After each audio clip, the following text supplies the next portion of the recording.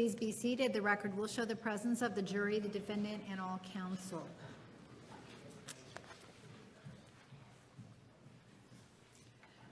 The defense may call its next witness. The defense calls Lisa Daydoni.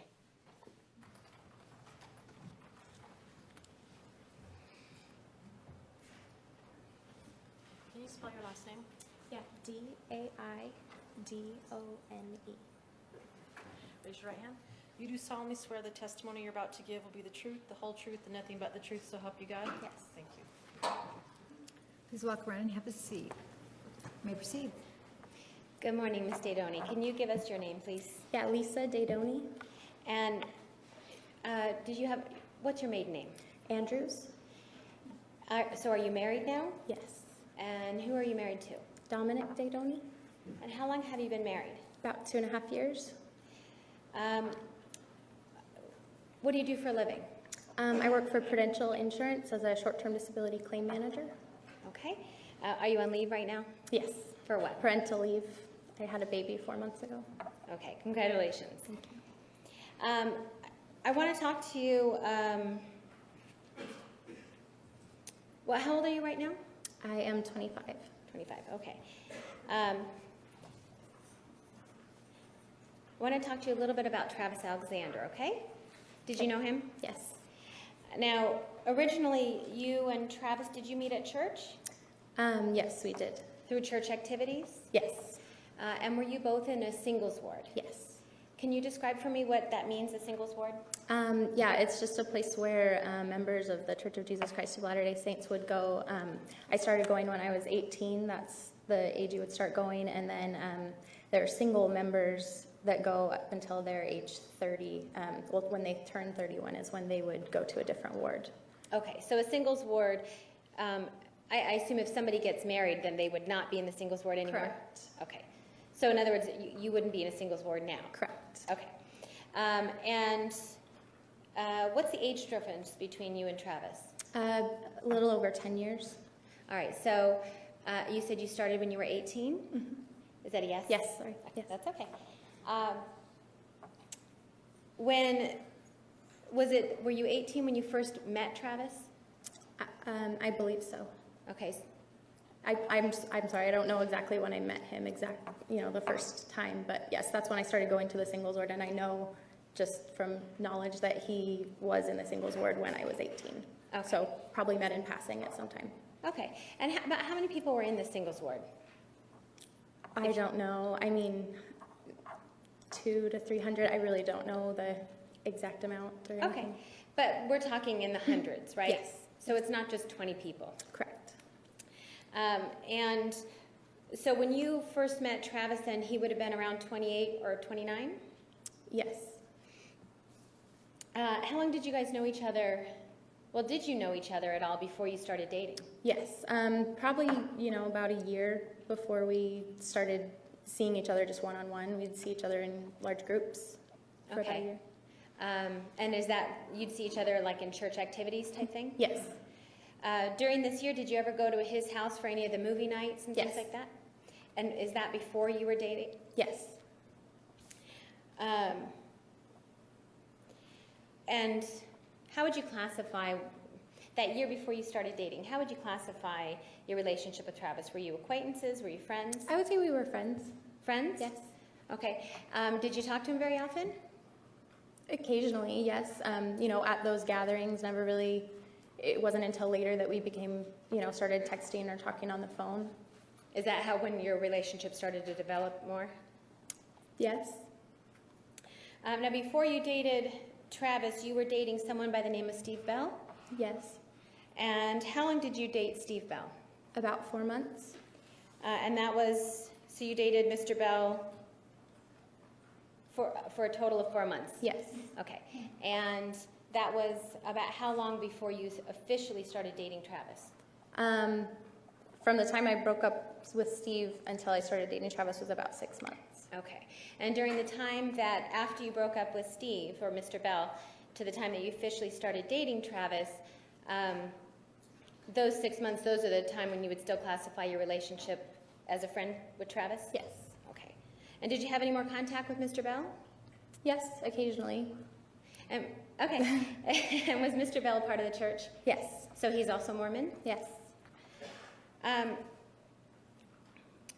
think the first time that you, well, I guess mostly for that year while you were friends with just friends with Travis, you were,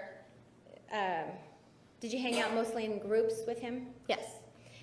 One of the first times that you did something alone with him, was that after you had just lost a job? Yes. Oh, sorry. Overruled. And did he talk to you about PPL? Yes. Was that a suggestion for a job for you? Yes. Did you ever get involved in PPL? No. And by PPL, I mean prepaid legal. Yes. Okay. I understand. All right. Now, overall, when you started dating Travis, you dated him for about, a total of about 8 months? Sustained. How long did you date Travis for? I would say about 7 to 8 months. Okay. And about when did you start? Roughly July of 2007. All right. And so when did you break up? Middle to end of February of 2008.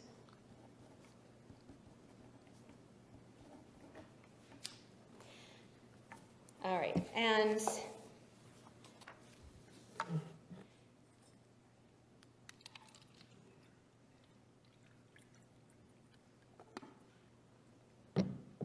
go ahead. I just wanted you to be able to do that.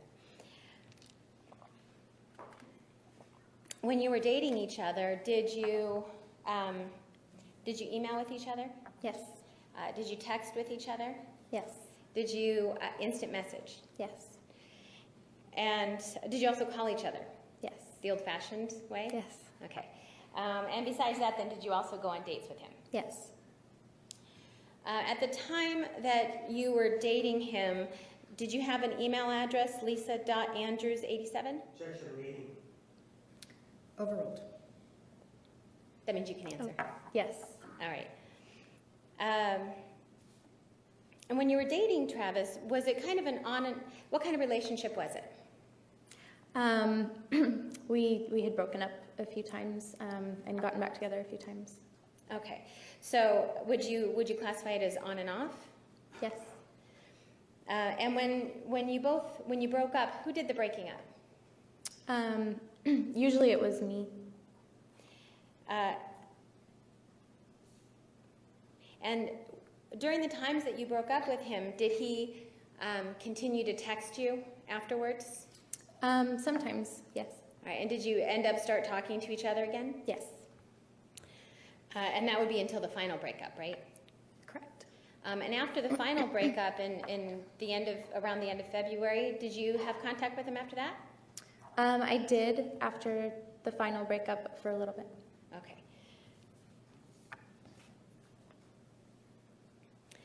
When you first started dating Travis, let's see, how old were you? When we first started dating, I was 19. All right. And did he get really serious on you? Yeah, he started talking about marriage fairly early. Okay. I mean, he started talking about marriage how early? Within a couple of months or how long? Probably. I can't remember exactly, but earlier than I was comfortable with at age 19. Okay. And were you concerned about just turning 18 and then having the thought of getting married right away? Sustained. Did you want to get married at that point in time? Not at that point in time. Why not? I felt like I was too young and immature, and I needed time to live my life before I was tied down to be married. All right. And did you tell these things to Travis? Yes. Is that one of the one reasons why you broke up with him the first time?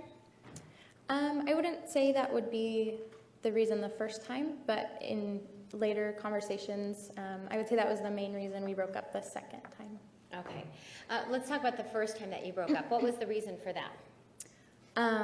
I came to the understanding that he was cheating on me. Do you know who he was cheating with? Yes. Who's that? Jodi Arias. And how did you learn that? A former roommate of his had told my sister, who then told me. Okay, so Mr. Alexander didn't tell you that? No. And did you confront him about that? After I had broken up with him, yes. All right. And after you broke up with him, did he continue to text you or email you? Yes. And was he persuasive about trying to get back together with you? Yeah, I mean, in the way that he said he still cared about me. And was he persistent, would you say? Yes. And eventually, did you get back together with him? Yes. And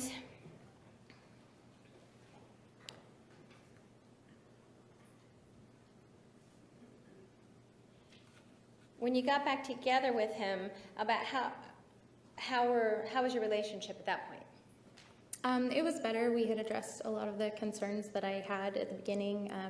He explained that he wasn't. Stay. All right. Did you feel that you could trust him at that point? Yes.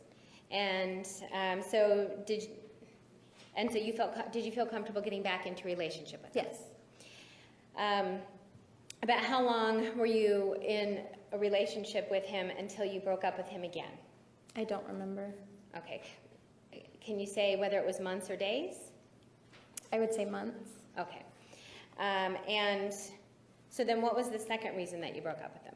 What was the reason that you broke up with him for the second time? He was getting more serious about marriage, and I wasn't ready for that. Okay. And at this point, Travis would have been about 29 or 30? I believe he was 30 by this point. Okay. And in the Mormon religion, how is 30 an older age to not be married, or how is that looked upon? In my opinion, Uh-huh. yes. Okay. Is that how you were raised to believe? I guess, yeah. Okay. All right. And did Travis express to you that he was concerned about being older and not married? Maybe. I don't know exactly. But I mean, he was concerned that he wasn't married yet. He wanted to be married. Okay. I don't know if it was exactly because of his age or just where he was in his life. That was one of his goals. He wanted to be married. Okay. And was he telling you that he wanted to marry you? Yes. Judge, it's not for the truth of the matter asserted. Overruled. You may answer. Yes. And so is this something that it got to the point that it concerned you to the point that you broke up with him? Sustained. Did you break up with him? Yes. And why did you do that for the second time? I broke up with him because I felt that if he felt like he was in a point in his life that he did want to be married, he should explore other options because I was not ready at that point. All right. And is that what you told him? Yes.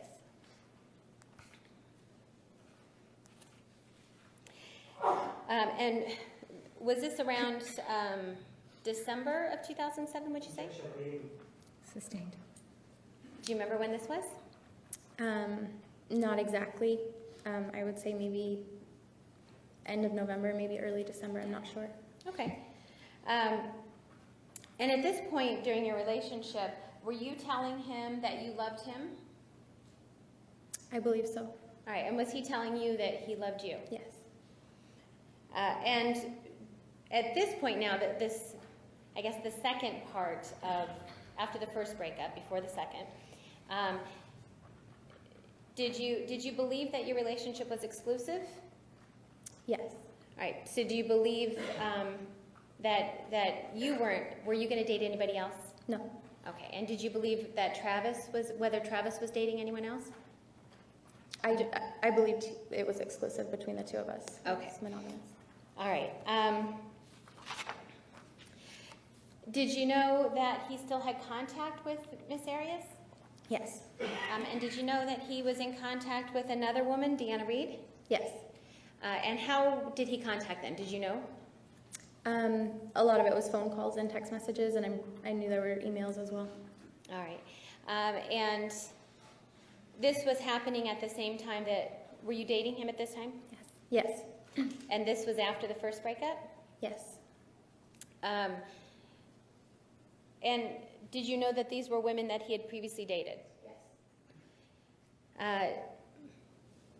But at this point, did you think that they were romantically involved at all? No. And he never told you that, right? Sustained. Did he ever tell you that he was texting these women that, and by the way, I'm also involved with them romantically? No, he never said they were involved romantically. Okay. At a certain point, though, did this kind of wear on your relationship? Yes. Okay. Why did it? I felt that if we were to be in an exclusive relationship, he nor I should be texting or calling members of the opposite sex as often as they had done. Okay. And did you ever have, at some point, did you ever have suspicions that he might have been cheating again? Yes.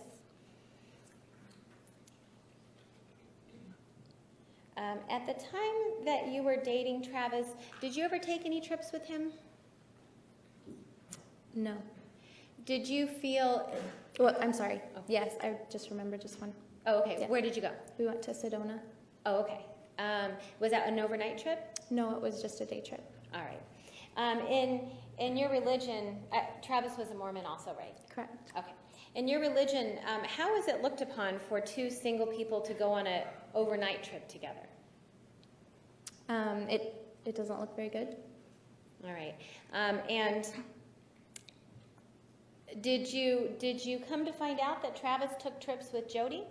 Yes. And what time period was that? Do you know? Like as far as a month or anything? Or what do you mean? Was it during the time that you were still dating Travis? Yes.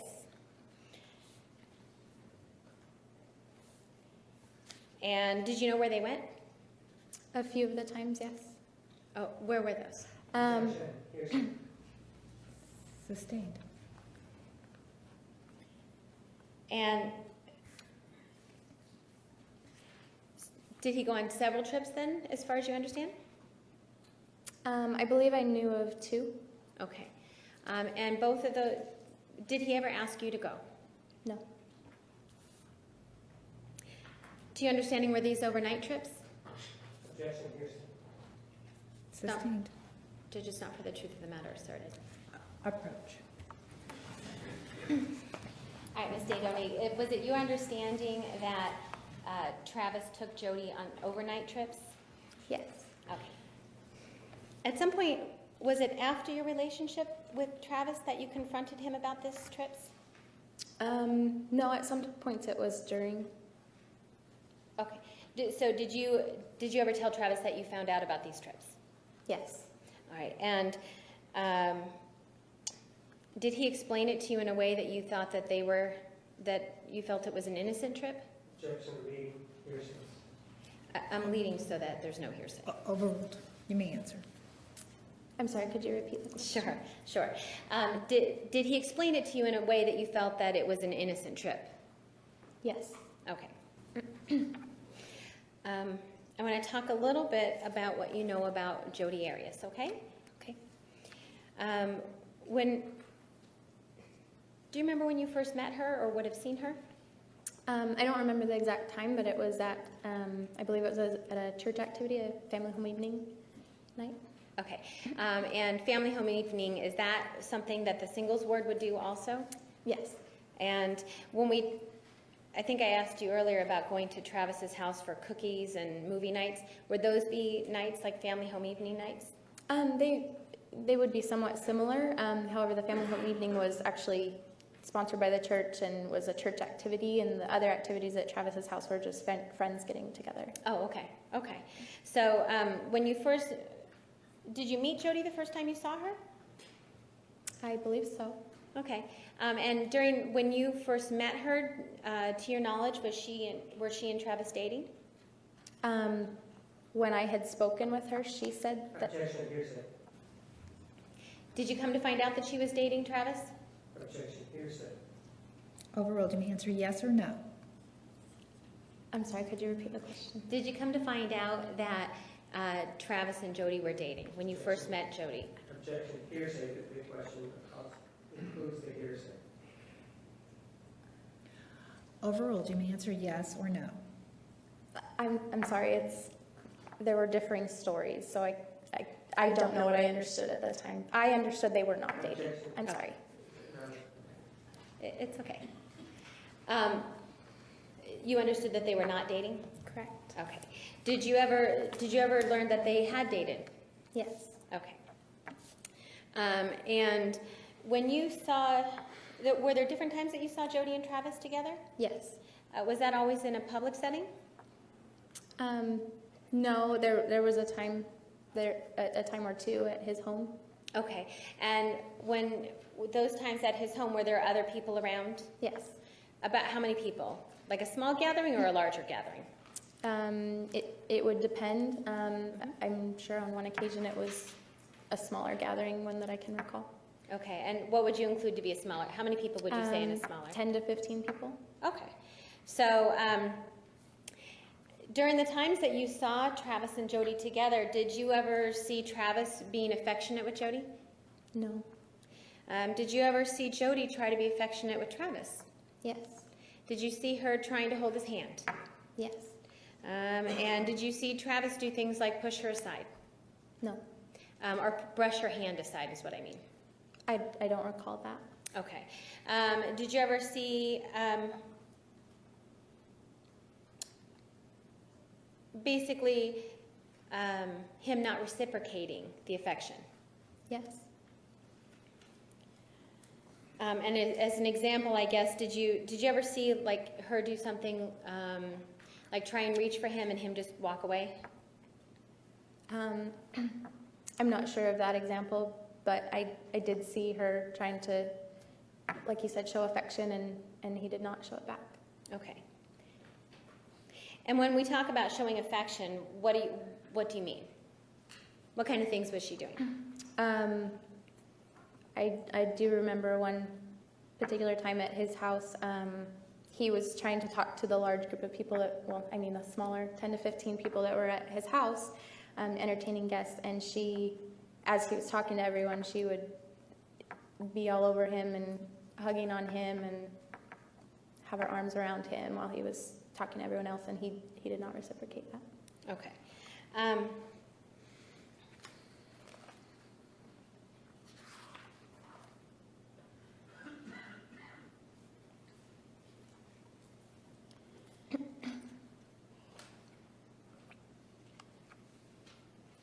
And during this time that you first met Jodi and Travis, I guess, would this have been in the time frame before you and Travis dated? Yes. So would that have been before July of 2007? Yes. And when did you join the Singles Ward? The summer after I graduated high school in 2006, so I would have gone in June of 2006. Okay, so do you have an idea of what the time frame was when you first met Jodi? I don't. Okay, but based on what we know with you joining the Singles Ward and when you dated Travis, do you agree it would have been somewhere between July of 2006 to July of 2007? Objection, lead. Oh, to me answer. Yes.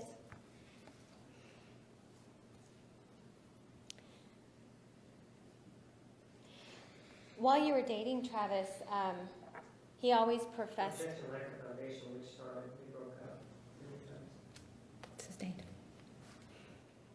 During all 3 times that you dated Travis, during this 8 months of on and off relationship, you never had sexual relations with him, in other words, intercourse, right? Correct. And did he always profess to be a virgin? Objection, hearsay, leading. Sustained.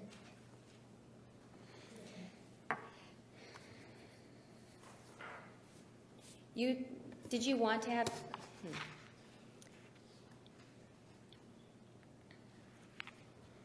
Well, let me ask you this. After he died, you learned that he was not a virgin, right? Objection, relevance, and hearsay.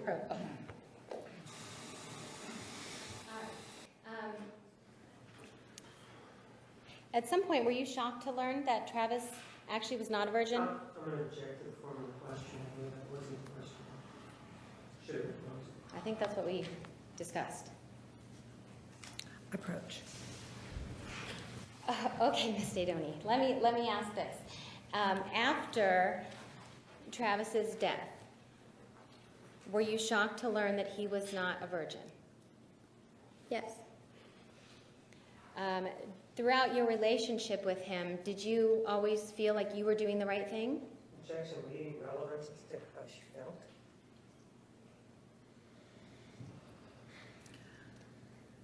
Did you feel? Overruled, you may answer. Could you repeat the question? Sure. Did you always feel that you were doing the right thing with regard to premarital sex? Yes. Okay. All right. I want to talk to you a little bit more about one of the times with Travis. Did you say earlier that you and Travis used to email quite a bit? Yes. And text also? Yes. And at times did you email Travis things about your relationship? Yes. Judge, may I approach? Yes.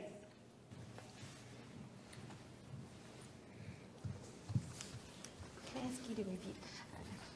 Can I ask you to review that? You see the email address at the top? Yes. All right. Is that an email from you? Yes. And who is that email to? To Travis Alexander. Do you see the date at the top? Yes. When is that? Sunday, the 23rd of September, 2007.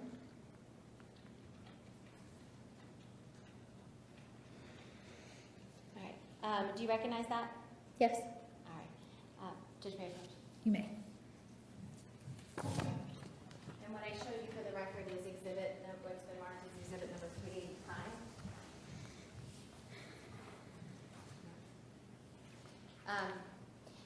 You remember writing this email? Yes. Okay. Judge, defense would move to enter exhibit number 385 into evidence. Objection hearsay. Perch.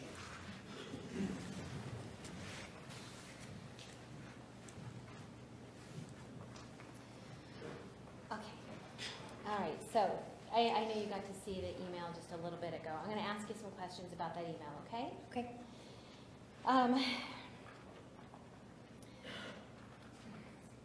Do you remember in this email that you were talking to Travis about breaking up? Yes. And that was it the right thing to do? Yes. And did you hope that he came to the same I'm going to conclusion? object because she's actually just reading it. And that's not what was discussed. I'm not reading it. All right, complete your question. Did you hope that he came to the same conclusion? Yes. So that he would not continue. Why did you hope that he would come to the same conclusion? Because I thought it was the right decision to break up, and that, I don't know, you don't want to talk to people after you break up with them, right? Okay. Did you not want him to text or email you anymore then? Not at that time, no.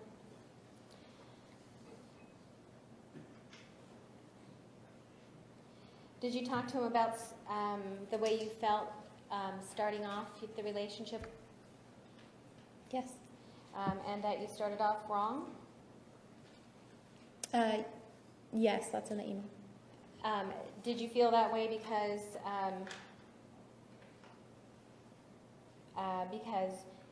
you thought you might have tempted him to kiss? You thought that you might have tempted him to kiss you too soon. Yes. Did you talk to him about the fact that you both were making out for too long? Yes. And by making out, what do you mean? Kissing. Okay. I just want to be clear. And did you talk to him about how each time that you made out, it progressively got worse? Yes. Did you talk to him about that when you used to make out with him in the beginning, you didn't think about sex? Yes. But eventually, it would creep into your mind? Yes. And was that something that you were not comfortable with? Correct. Did you talk to him about that you knew that sex was on his mind from the very beginning? Yes.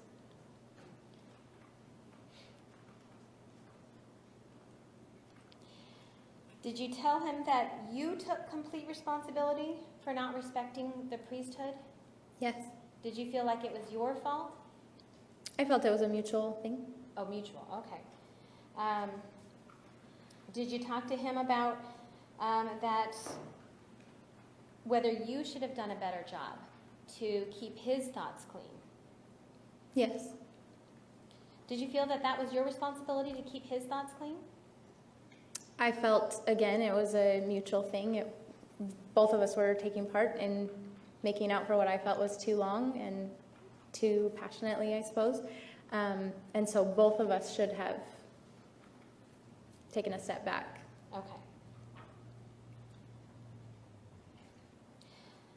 Did you talk to him about that sometimes you felt that he wanted you just for your body? I did say that in the email. And that your kisses didn't mean anything to him? I did say that in the email. That you felt that it was a way for him to let out some sexual tension I did say that in the email. that he had so much of? Again, I said that. Did that make you feel used and dirty? I did say that in the email. And that if he truly cared for you, did you tell him that it wouldn't have been about passion and lust? I did say that.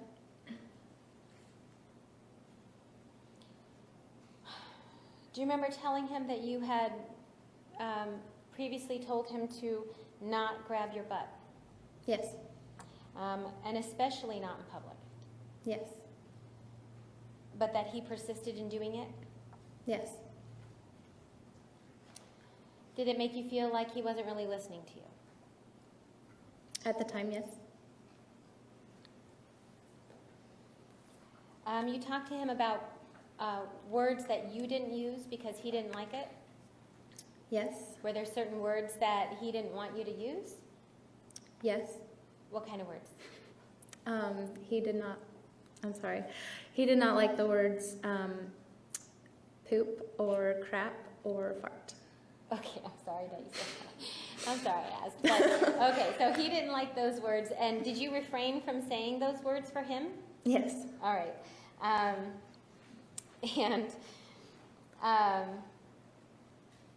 But yet, did you ask him not to talk about sex so much?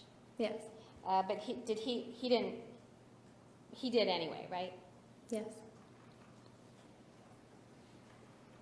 Did you feel like it's like he didn't care about how you felt, how your feelings were? At the time, yes. Did you tell him that you thought it was vulgar and unattractive when a man talks about sex as much as he did? I did say that in the email. And did you tell him that you know he wants it, meaning sex, but he needs to be patient? I did say that in the email. Is that because you believe that he had not had any sex before? That's correct. Did you tell him that he'll get his turn someday? Yes.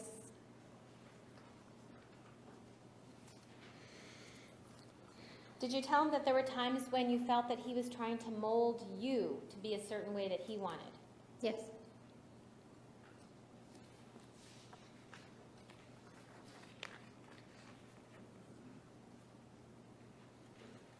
And that you felt that he was pushing you too much to be something that he wanted you to be? Yes. Did you feel that he didn't appreciate you for who you were at the time?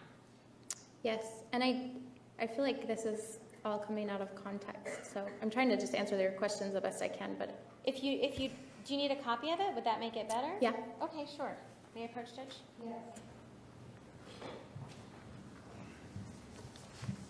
There you go. Thank you. Thanks for telling me that, because I didn't know if you would remember. But by all means. I'm on page 2.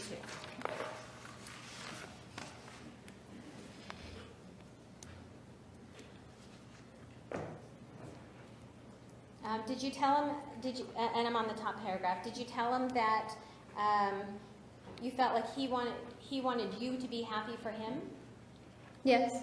but that you didn't feel that he reciprocated that to you? Yes, I did say that in the email. That he asked for compliments often? Yes. that it would make it almost impossible for you to keep giving them and be sincere? Yes.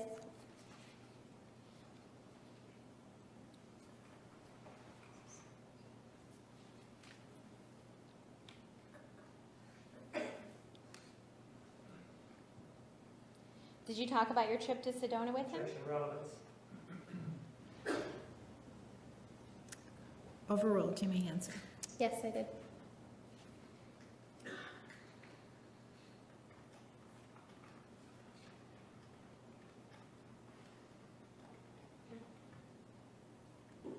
And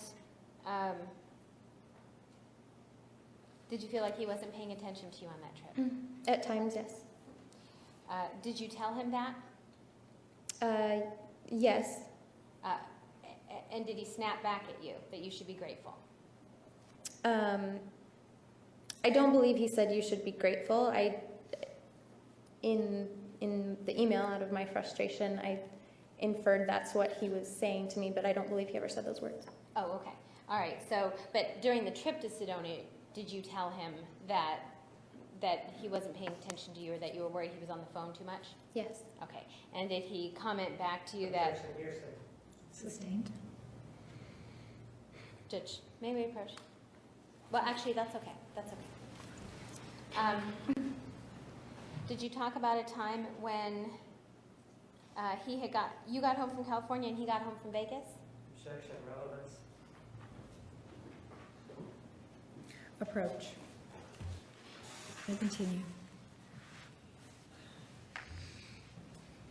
All right, and when you were talking to him about the time that you met, after you both had just gotten home from out of state, did you tell him about your concerns that you made out too intensely? Yes. Did you also tell him that you thought you were part to blame for that? Yes. Did you tell him that you don't think that you have enough to agree upon with each other to be a family? Objection, relevance. Approach.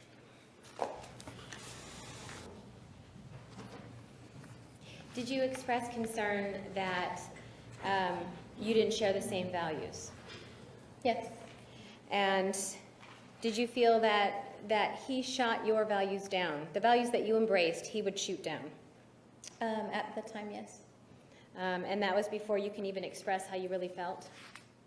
Yeah, sometimes, yes. Did you tell him that it hurt your feelings when he told you that being a teacher is, if that's what you want to do with your life, but I think it sucks? Objection, relevance, hearsay. Council approach. Continue. Did you talk to Travis about your goal of wanting to become a teacher? Yes. And he didn't support you in that, did he? Not at that time. And how did that make you feel?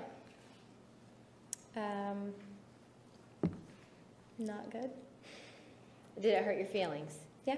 Did you not feel supported by someone that you were supposed to be loved by? Yes. And when you wrote this email, it was he gone for a couple of days prior to this email? I'm looking at the second paragraph. No, I wrote this email. I had seen him that day when I wrote this email. Okay, but prior to writing the email, I guess, had he been gone for a couple of days that month? Are you referencing a The paragraph? trip to Havasupai. Okay, where is that located? Page 3, second paragraph.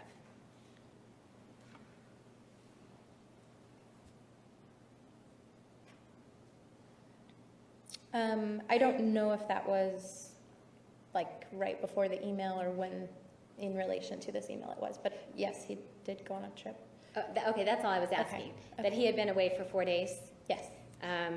Okay.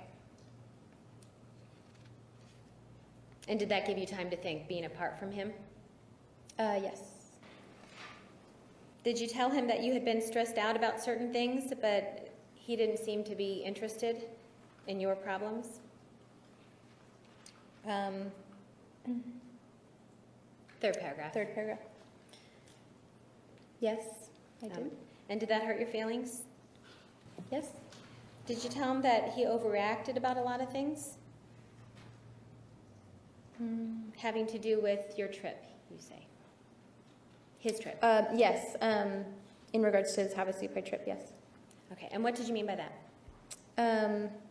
I don't remember what happened on his trip exactly, but I think just one thing after another went wrong. I don't recall the specific instance, but something like they had car troubles and then this happened and so said, you know, something about the trip not being good or something. And so it was just a lot of snowball effect. His trip didn't go well, I suppose. Okay. And so in the email, are you telling him that you thought he was overreacting to those things going wrong with his trip? Yes. And that when he overreacted, that was not attractive to you? Yes. And then in bold letters, you said that he didn't tell you that Jodi went with him on that trip, right? Correct. Did you suspect it? Yes.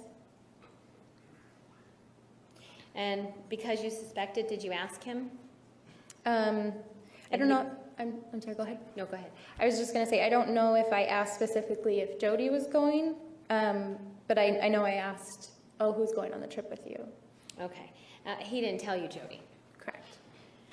And so because he didn't tell you that Jodi was going on the trip, you trusted that she wasn't going. Correct.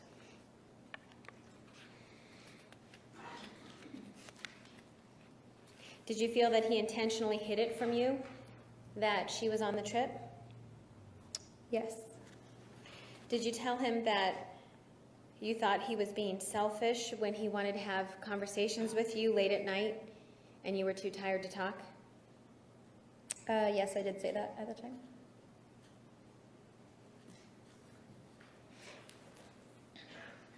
Did you tell him that you thought that he was ignoring some of your phone calls? Yeah, at one instance, yes. Do you remember, was he on the trip at the time that he was ignoring your calls? Do you know what that refers to? No, it was, we were going to go on a camping trip with our singles ward, and I was with the friends that we were going to be driving up with, and he was late, and we tried calling to see what was going on, and he didn't answer phone calls. Okay. Did you talk to him about that he got upset with you because you wouldn't let him lay on you when he was car sick? When I was car sick? Yeah. Yes. Yeah, when you were car sick. I wasn't feeling well, and he wanted to like cuddle in the car, and I wasn't feeling well, and yeah. And did he get upset about that? Yeah. And did you tell him that you thought that his frustration was visible and immature? Yes. And did you tell him that you didn't feel that you deserved to be treated that way? Yes. And that behavior seemed to continue throughout the rest of the campout? Yes. And then it seems that, did you go over to his house on a Saturday where you actually got along? Did you talk about that? Yes, I talked about that in the email. Okay. And you felt that things were better between the two of you? Yes. But then did you have some more time to think about it? Did you tell him that you had more time to think about it? Yes, I told him that in the email. Okay. Did you tell him that you were sick of hearing about Jodi Arias? Yes. And when he talked about Jodi often enough, is that when you began to suspect that he was still seeing her? I don't recall when. Okay, did you tell him that you were sick of hearing about her? Yes. Okay, and then did you tell him that that's when you began to suspect? Yeah, it's quoted there in the email, yes. Okay, and that he told you nothing was going on, Yes. but something inside of you felt otherwise? Yes, and that something inside of me was actually his roommate had told me. Oh, And I had promised his roommate that I would not say anything because his roommate was afraid he might have a bad interaction with Travis at the time. Just a fight or something. okay. So you didn't want to give up the roommate, that's how you knew? Yeah. Okay.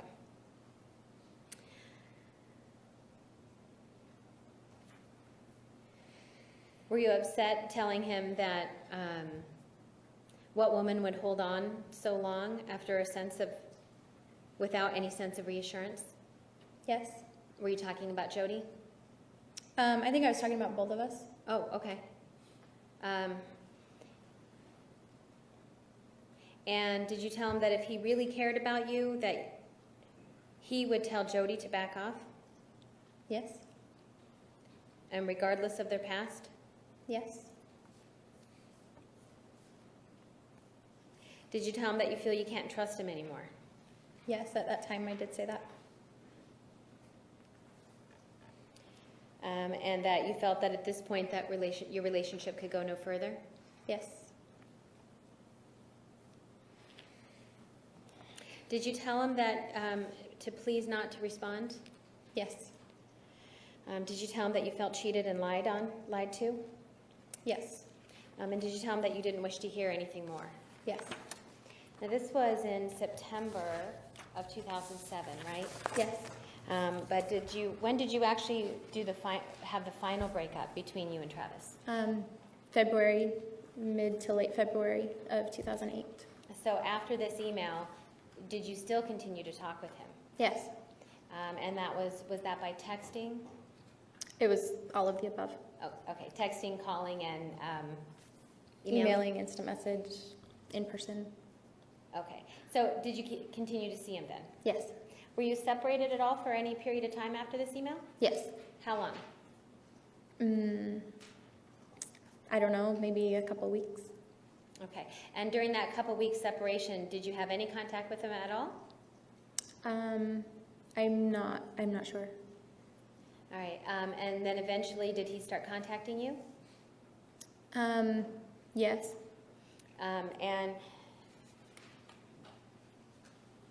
did he feel badly about the breakup? Yes. And did you feel that he was kind of clingy to you? I would interpret it more as he was trying to show that he cared and that he wanted to talk about the things that I had mentioned here, and at least if we couldn't date any longer, he would be okay with that as long as he could address some of these issues that I said out of anger. Okay. Do you have any idea about how long it took you to write this email? No.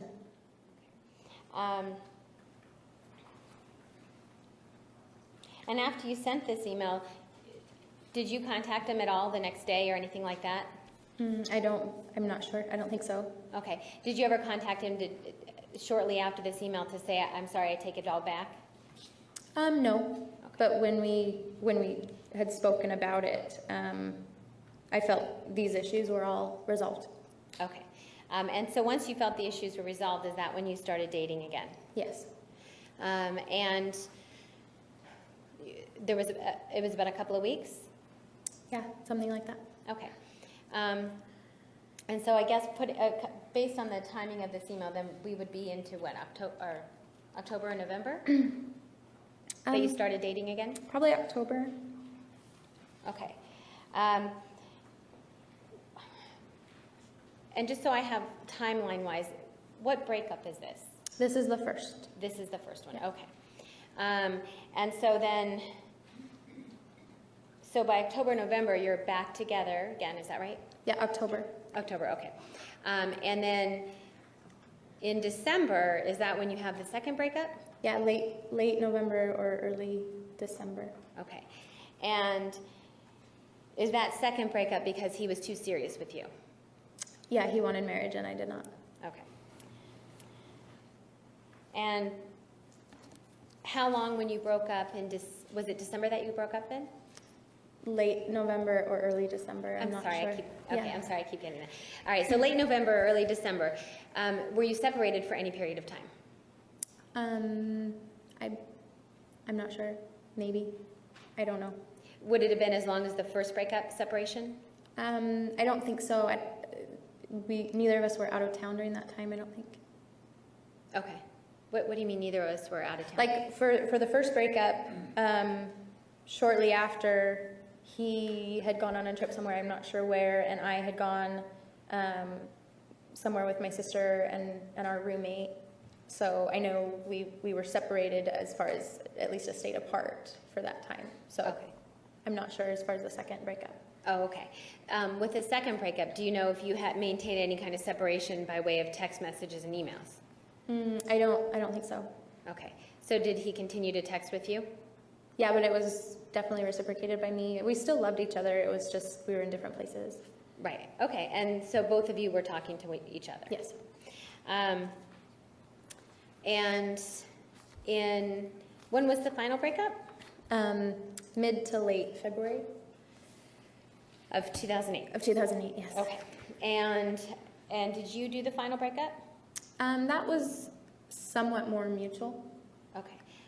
Judge, this might be a good time. All right, ladies and gentlemen, we're going to take the noon recess at this time. Please be back in the designated area at 1:25. Actually, now that you have your key cards, you can let yourself back into the jury room. Just be back there by 1:25. Remember the admonition. Are there any questions?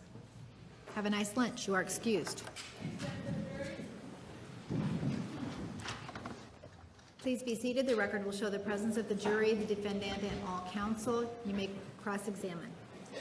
Ma'am, one of the things that you told us was that the reason you broke up at the third time, the final time, was that there were strange things that were happening, correct? Correct. And one of the things that was strange was that at one point you were living in an apartment, right? It was a house. It was a house? Yeah. And one night there was, or the door to that house had a security device. When somebody would come in, it would make a ringing sound, correct? Yes. And it was sometime in the evening that this front door made a ringing sound, right? Yes. You went downstairs, and Mr. Alexander was over at your house, correct? Correct. And the both of you went downstairs to investigate and found nothing, correct? Correct. The door was open, though, unlocked, correct? There's more backstory Okay. to that. So but- then, after that, though, one of the things that happened is that you asked, as a result of that, you asked Mr. Alexander to spend the night with you, didn't you? Yes. And he, in fact, did spend the night with you, didn't he? Yes. And during that night, he never made any sexual advances towards you, right? Correct. He may have kissed you, but there was none of this passionate kissing, correct? Correct. You were not in the mood for that night, right? Right. And neither was he? Correct. And he spent the whole night with you because of this incident, right? Yes. And at no time that night did he touch your rear or hindquarters, did he? No. And at no time did he touch any other sexual part of your body, correct? Correct. The other incident that created, or that you say it was strange that was happening, was that one day you were over at Mr. Alexander's house, correct? Yes. And it was toward the time that you were about to break up with him for the third time, right? Roughly, yes. About how much time before that was it? I'm not sure of the time frame exactly, but I think maybe in December, late December, early January, possibly. All right. And during that time, you were in the kitchen, correct? Yes. And was Mr. Alexander in the kitchen? Yes. And while the two of you were standing there in the kitchen, did somebody come into the house unannounced? Yes. Was that the defendant, Jodi Arias? Yes. And is she the person that's sitting there to my left with the sort of tan top and the Yes. glasses? Yes. And when she came in to the house, she saw you and she saw Mr. Alexander, correct? Yes. And what entrance did she come in through? The front door. And when she came in and saw the two of you there, she turned around and just left, correct? Yes, she ran out. She ran out. And these incidents were the reasons why you indicated that strange things were happening, and that's why you ended up breaking up with him, right? Yes. You were asked about this particular email that you sent in 2007. Do you remember talking about that before lunch? Yes. And one of the things that was talked about with regard to that email was that something about tempted to kiss and that sort of thing. Do you remember that the email referenced that? Yes. Well, isn't it true, ma'am, that Mr. Alexander wouldn't kiss you at the start, would he? Yes. And in fact, the person who initiated the sexual contact, if that's what it is, was you, right? Yes. You told him to kiss you, didn't you? Yes. And he was the person that had been holding off, right? Yes. And you believe that the reason that he was holding off was in part because of your religious beliefs, correct? Yes. there was this particular issue involving him touching you in the rear end, the butt, I think is what was said, right? Yes. After you mentioned it to him in this email, did he ever touch you there again? Not unmerited. In other words, it was welcomed Yes. after that, correct? Yes. And during this whole time, while you were with Mr. Alexander, and in the beginning, there came a time that the two of you began to kiss, right? Yes. And you mentioned something in this email about sex was nowhere on my mind, and something to the effect that you felt that he was too interested in sex. Do you remember that? Yes. Actually, what was going on, ma'am, is that you and he were engaging in what was a very normal form of showing affection and kissing, right? Yes. And during the time that he was kissing, and again, not to get too much into this, he achieved an erection, right? Yes. You did not massage his erection, right? Correct. He did not massage his own erection, correct? Correct. It was a biological response to your lips, wasn't it? Correct.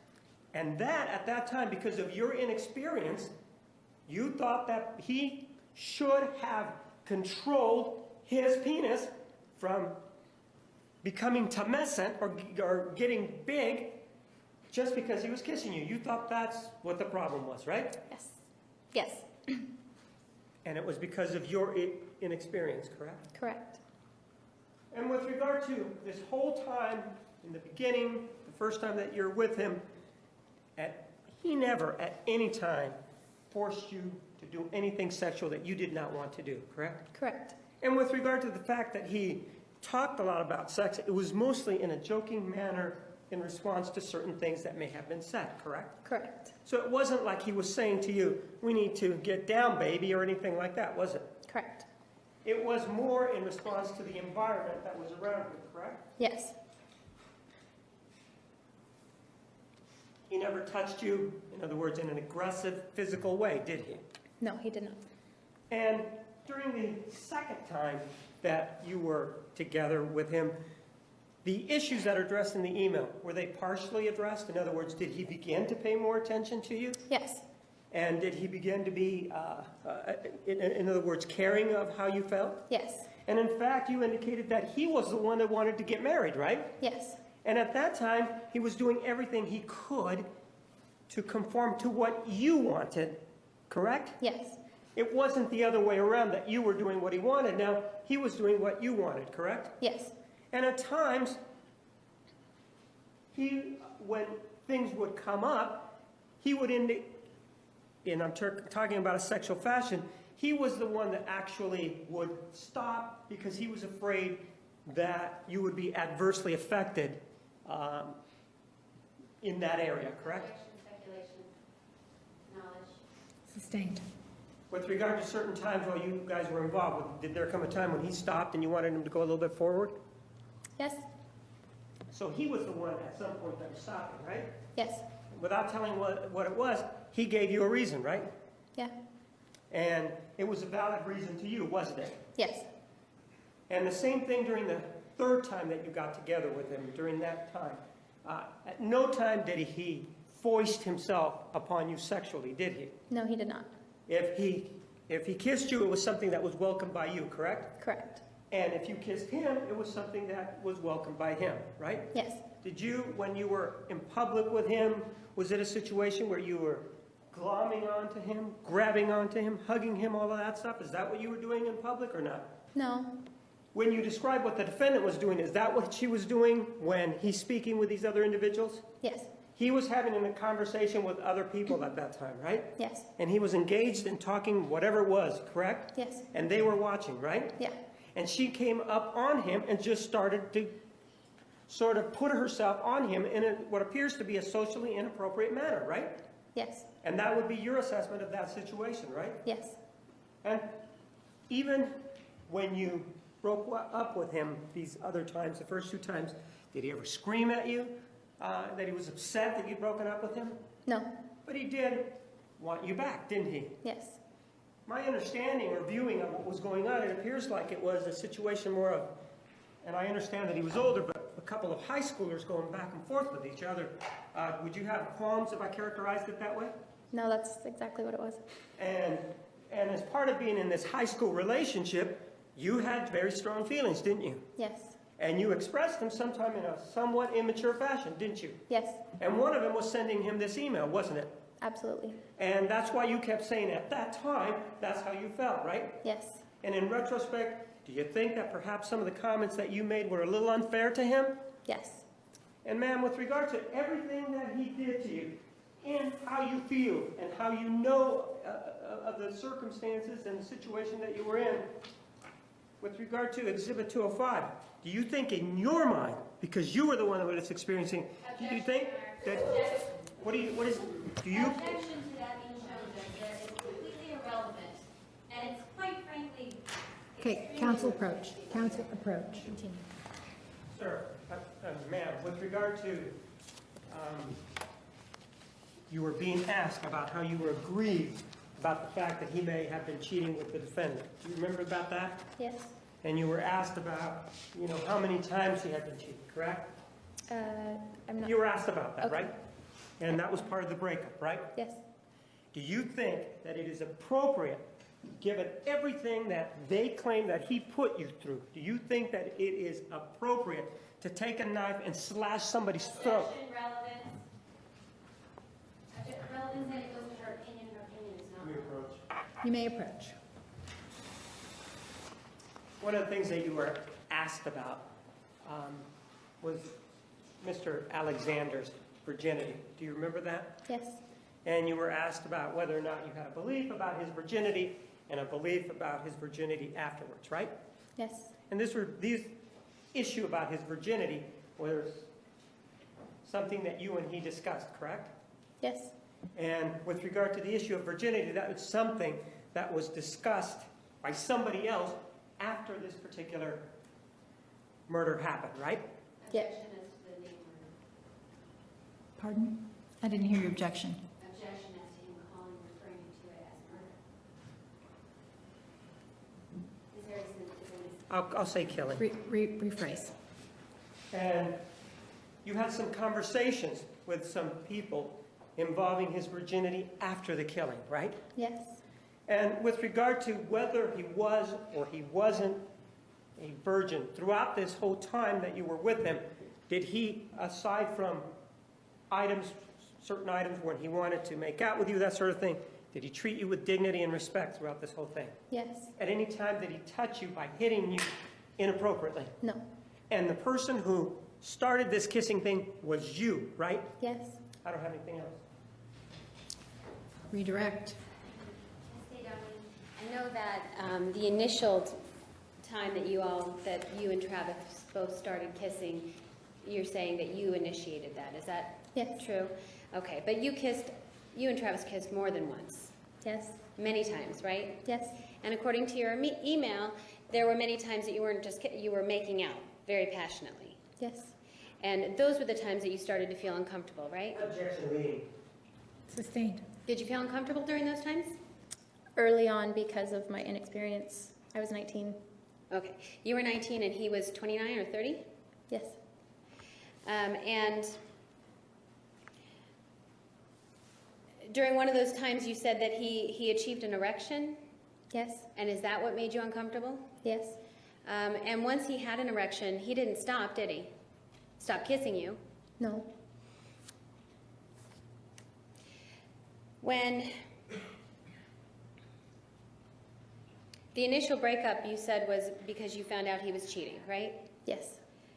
And when you got back together with him, did you believe that he had stopped cheating?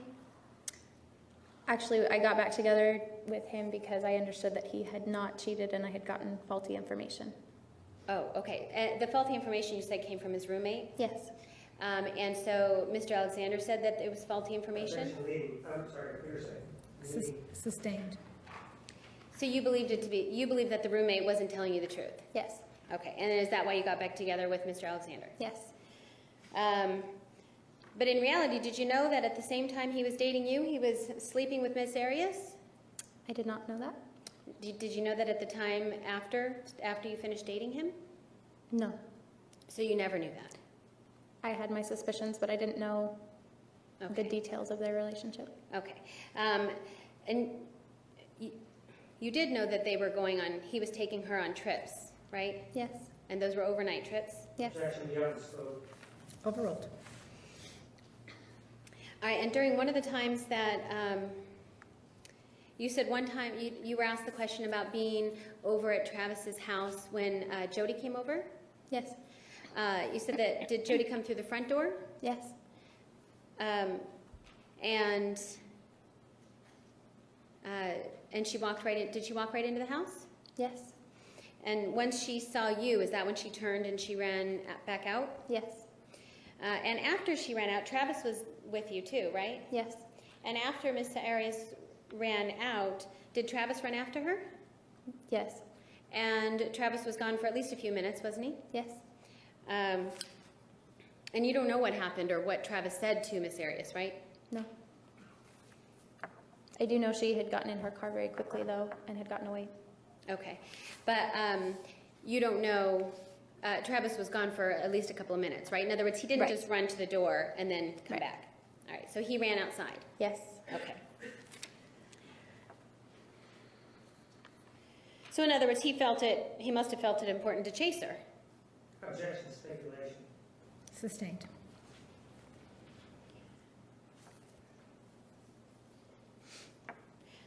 Which roommate was it that gave you supposedly the false information? John Hepworth. Okay. And you were asked, well,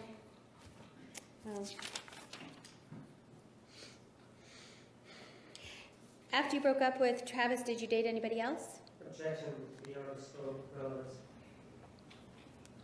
This goes to the fact that Travis was calling her. Overruled. Were you dating anybody else when Travis was calling you? Yes, Okay, and that was after you had broken up with Travis? yes. And is that part of the reason why you didn't want to answer the phone? Answer his calls? Not really. Okay, all right, but you did not want to answer his calls, right? Right. All right. And you said that you were asked questions about believing that Travis was a virgin? Yes, Okay.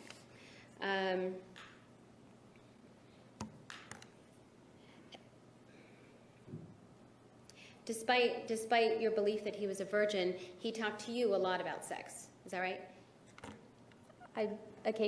we contemplated marriage, so sex would inevitably come up. Okay. But during your email, you discussed that it made you uncomfortable at times, right? Right, very early on. After that, those issues were completely resolved. Okay.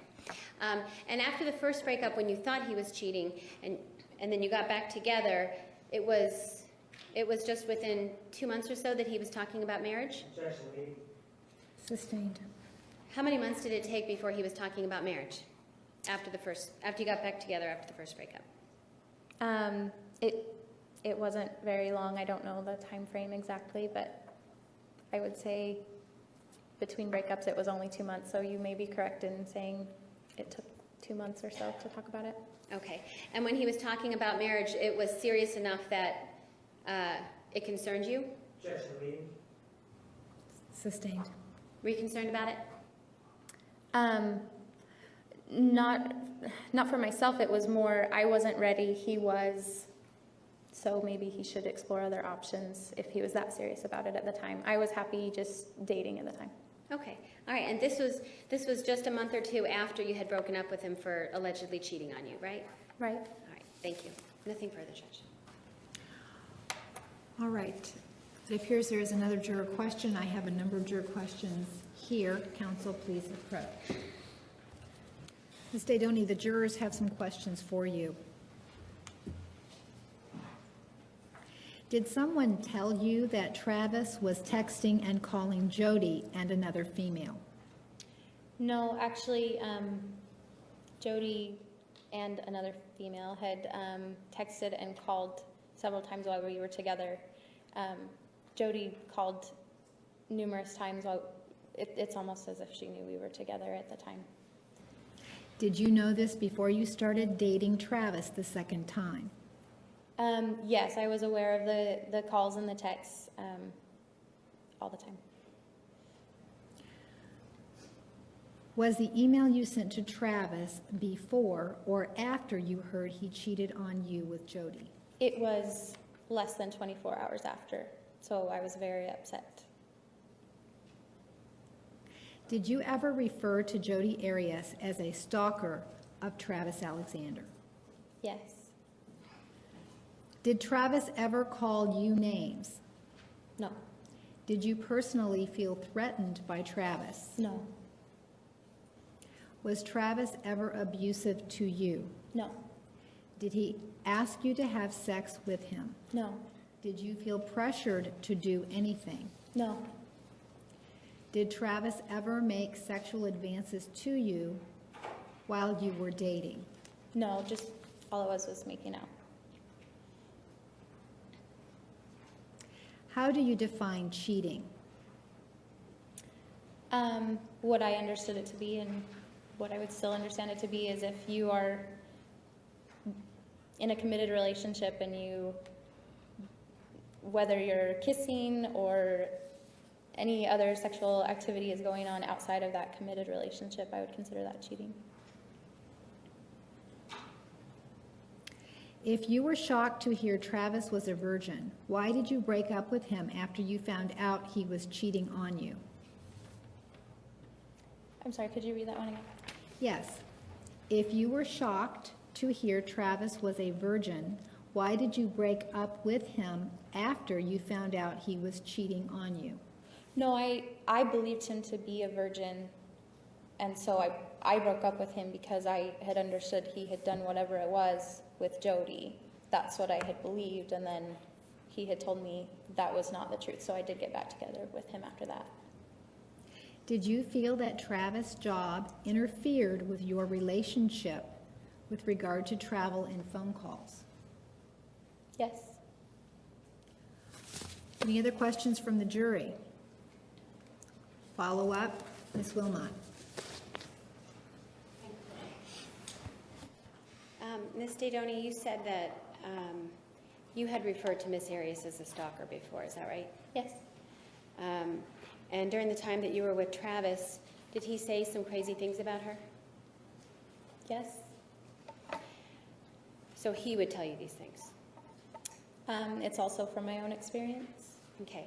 She also, or you also, so you were there when these other women would be texting or calling Travis? Yes. During the time that you were together, you did have a chance to see Travis's temper, though, right? I can't recall a specific time. Do you recall him telling you that he was sorry that he scared you with his temper? Approach. Didoni, what I'm asking is, do you remember Travis ever apologizing to you for scaring you with his temper? The only time I recall was after, Just do you remember him saying that? yes, one time. Okay. And you told him that you didn't like to see him like that. Yes. All right, that's all, Judge. Thank you. Mr. Martinez? Why? You said that he sent you that text. Why did he send you that text? Judge, may we approach? You may. The afternoon recess at this time. Please be back in the designated area at 3:25. Please remember the admonition. You are excused. Please stand for the jury. Be seated. The record will show the jury has left the courtroom. Mr. Martinez, you may continue. Ma'am, why did Mr. Alexander send you that text? It was one of the nights that something strange had happened, and That's strange. You can tell us kinda- what's strange. You may. okay.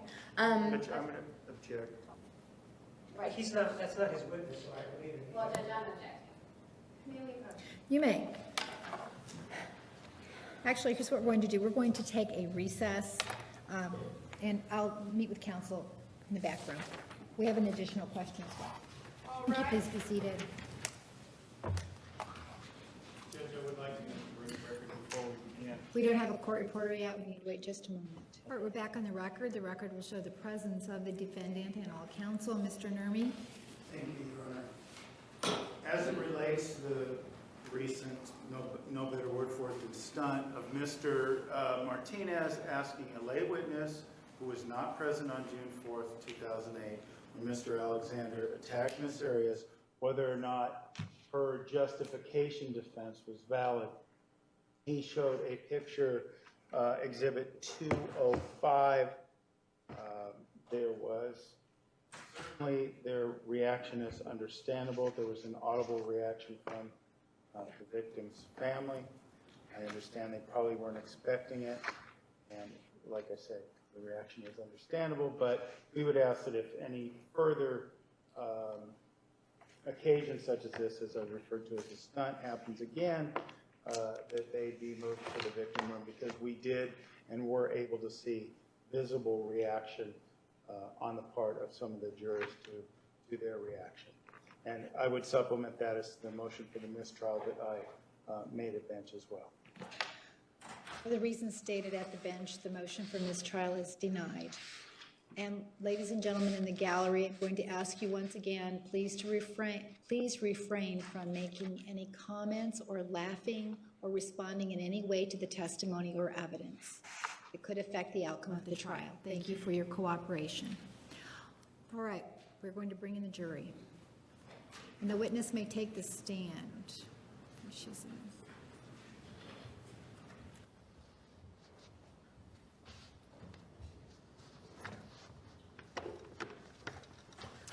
Please be seated. The record will show the presence of the jury, the defendant, and all counsel. Mr. Martinez, you may continue. Matt, isn't it true that the incident involving the outburst of anger by Travis Alexander involved him throwing a telephone in response to damage caused to his vehicle? Yes. I don't have anything else. Any other questions from the jury for this witness? You may step down. The defense may call their next witness. The defense calls Desiree Freeman. Right up here, please. Can you spell your first and last name for me? G-E-S-I-R-E-E-F-R-E-E-M-A-N. Raise your right hand. You do solemnly swear the testimony you're about to give will be the truth, the whole truth, and nothing but the truth, so help you God? I do. Thank you. Just go right ahead.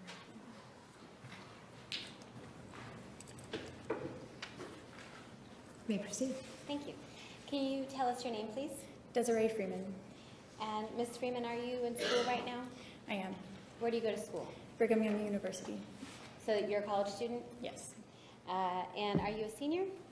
Yes, I am. In fact, were you on a mission? Yes, I just got back about 6 weeks ago. Where did you go? England. And what does a mission mean?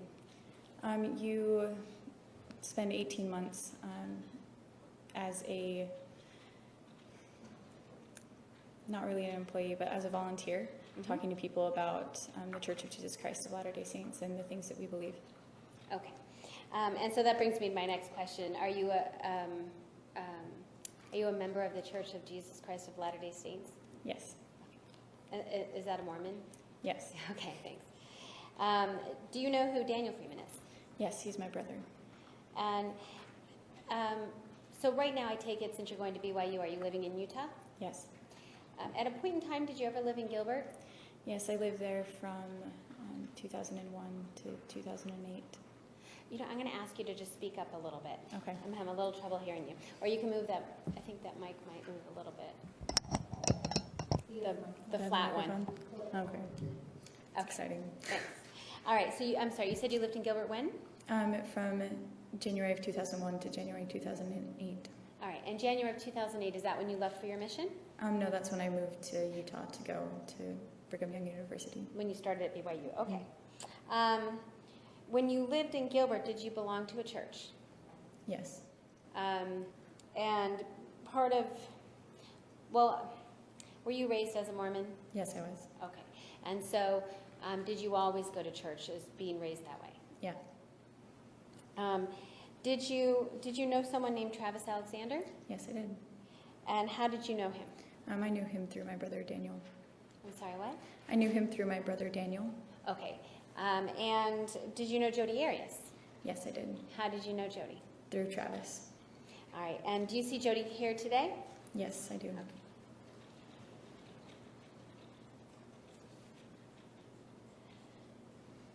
And is your brother older than you?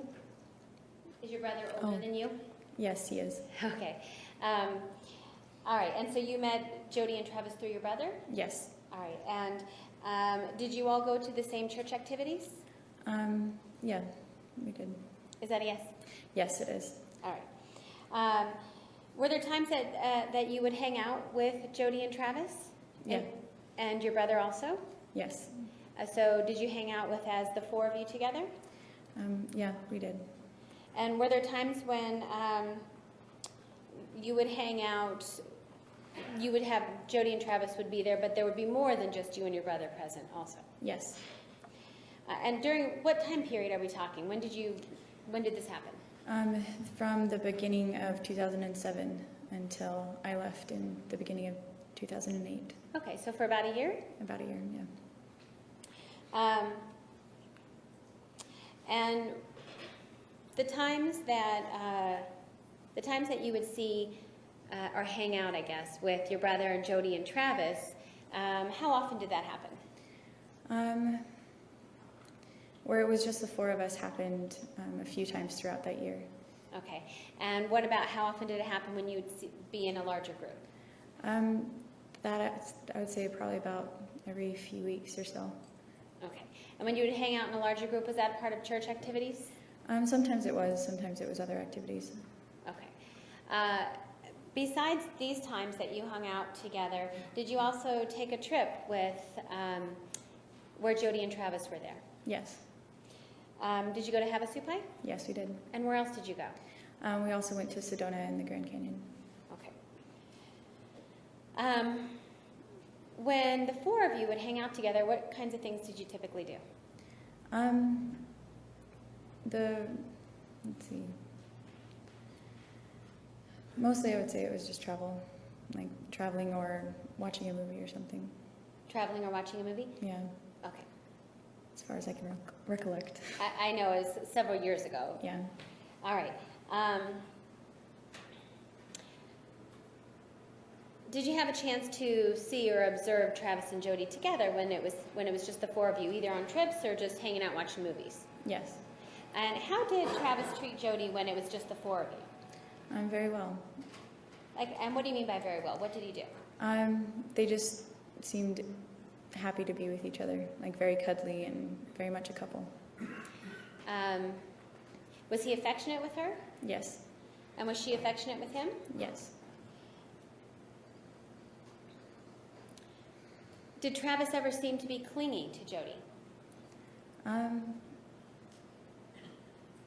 Yeah, he was always seemingly very, very happy to be with her whenever they were together. Okay. And did you ever have a chance to see them? Well, you talked about when you would all hang out, but they would be in a larger group setting. Yeah. Is that right? When they were in a larger group setting, how did Travis treat Jodi? When they were dating, it was about the same, like, spent a lot of time together, but he would also talk to a lot of other people. And then after after they weren't dating anymore, they didn't spend that much time together, and he talked to a lot of other people. Okay, and after they weren't dating anymore, was that, to put a time frame in your mind, was that after the trip to the Grand Canyon in Sedona? Yes. Okay, so before the trip to Grand Canyon in Sedona, is that when they were dating? Yes. All right. And so when they were dating, you said that he would talk to her and hang out with her in larger group settings? Yes. And then after this trip, after they broke up, which is sometime after Grand Canyon, Sedona, did he ignore her?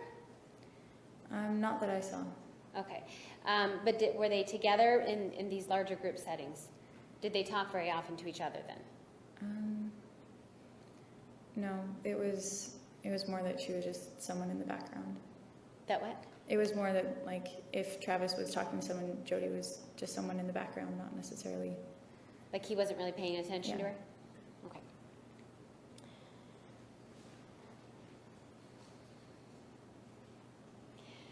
So did you have a chance to see Travis interact then with other people also? Yes.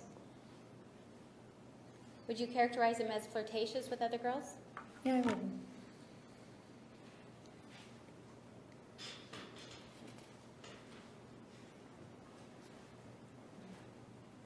I want to talk to you about a little bit more about the trips. Okay. Do you remember when Grand Canyon and Sedona, when that trip was? I think it was in the summertime, around June or so, Okay, after June. I graduated. After you graduated? June of 2007, is that the year? Yes. Okay. And who went on that trip? Jodi, Travis, my brother, and I. So just the four of you? Mm-hmm. Is that a yes? Yes. Sorry. And how did Travis and Jodi get along during that trip? Very, very well. Was Travis affectionate with Jodi? Yes. And vice versa? Mm-hmm. Is that a yes? Yes. And the other trip was to where? Havasupai. All right, and when was that? That was 13th of September to the 15th of September of 2007. And why do you remember those dates? Because the 14th was my birthday. Okay, so is that how the dates stick out in your memory? Yes. All right, and who went to Havasupai? Just the four of us again. Just Travis, Jodi, my brother, and I. All right, and was this, so this was this trip after the trip to the Grand Canyon? Yes. So would this have been after they broke up? Yes. And anybody else go, or just the four of you? Just the four of us. And during that time, when it was just the four of you, how did Travis treat Jodi? Just like they were when they previously were dating. Did There it- was no change. So did they act like they were dating? Yes. Did they act to you? Did it seem like they were together? Yes. In September of 2007, did you know whether or not Travis was dating somebody else? Yeah, I thought he was. I thought he was dating Lisa. Lisa? Do you know Lisa's last name? No. Okay. So,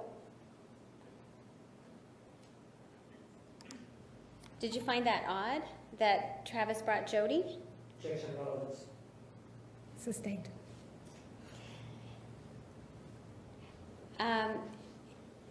In your religion, is premarital sex allowed? No. Okay. And what's that called? It's called the Law of Chastity. Okay. And what about if two single people were to be traveling together? How does that appear? Not good. Not good. Okay. Is that normal at all? No, not really. And I should preface this by saying I'm speaking specifically in the Mormon faith. Yes. Okay. So in the Mormon faith, if there's two single people traveling together, what do other people, how is that looked upon? Normally people just see it as kind of odd because we try very hard not to put ourselves in situations where we might be tempted to have premarital sex and things like that. So you would normally not go on that, especially if you're dating. It wouldn't be something that would be viewed well, I suppose. I'm sorry, did you say viewed well? Yes. Okay. And you said especially if you're dating? Yeah. Why is that? Just because the temptation's higher.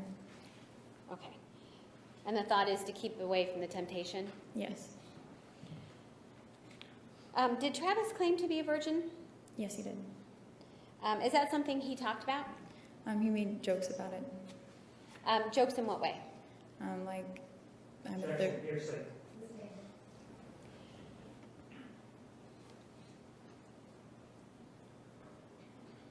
Did he seem happy to be a virgin? Yes. And did he seem proud? Yes.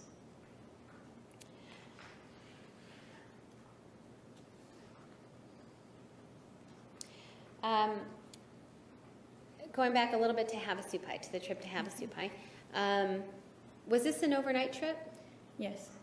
Do you remember? Oh, well, you said from the 13th to the 15th, right? Yeah. Okay, sorry. So that would be 2 nights? Yes. And during this trip,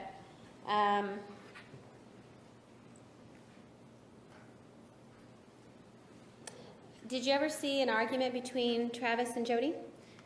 Yes. Can you tell us what happened? We were in the car, and we were driving to Havasupai, and somewhere along the way, Jodi wanted to stop and take some pictures, so she got out and took some pictures, and when she came to get back in the car, Travis drove off a little bit and made it so she couldn't get in the car. Travis was driving a little as a joke, you mean? Yeah, as a joke. And then he stopped, and she got in, and when Jodi got in, when Jodi got in the car, did she say something like that wasn't funny? yes. Overruled. I'm sorry, you said what? Yes. She did say that? Yes. Okay. And how did Travis respond to that? His response was very, Without telling me what Travis said, how did he respond? his response was just very stark, I would say. It seemed, Wait, I'm sorry, I couldn't hear what you said. It was very what? I can't really find the best word, stark, but Stark, okay. It seemed a little over the top for the encounter. Okay. Did he raise his voice?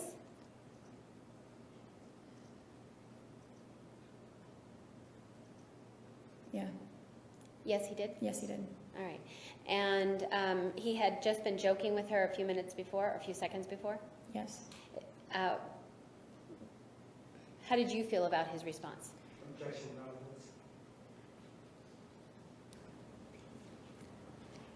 Sustained. Were you shocked? I was.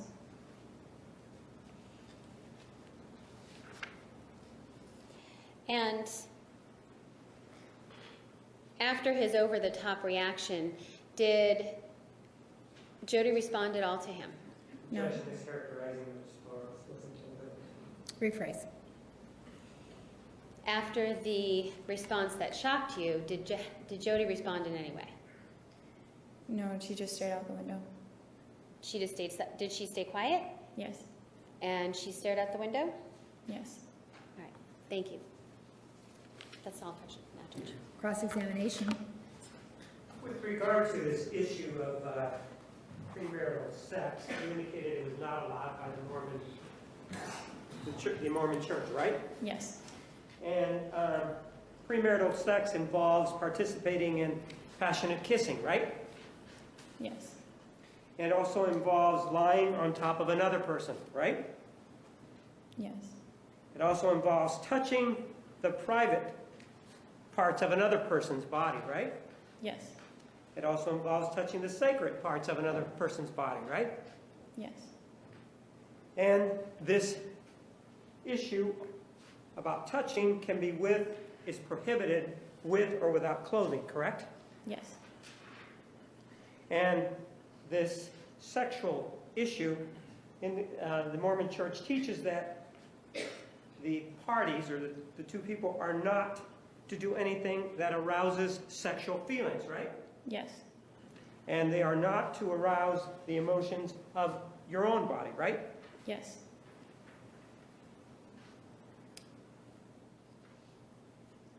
And other things that are prohibited are things such as participating in discussions or any media that arouse sexual feelings, correct? Yes. Ma'am, one of the things that you were telling us was that there were two trips that were involved with the defendant, you, your brother, and Mr. Alexander, correct? Yes.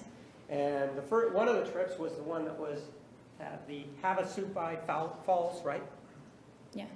And that was in September, during your birthday, right? Yes. The other trip involved a trip to the Grand Canyon and Sedona, right? Yes. And during that trip, during those two trips, you said that they got along very, very, very well. That's what you said, right? Yeah, they got on very well. Right? And according to you, there was no conflict between the two of them, right? Aside from the one instance, yes. Sure, aside from the one that you mentioned, where he jokingly wouldn't allow her to get in the car, something like that, right? Yes. That was the only incident that you can remember, right? Yes. Do you remember what happened before they went to on that Havasupai trip? Do you remember that? No. Do you know that during that time there was an issue? Objection, Your Honor. She just said she doesn't remember what happened. Refresh your recollection. All right, overruled. Isn't it true, ma'am, that before they went on this trip, there was an issue involving the defendant's backpack, right?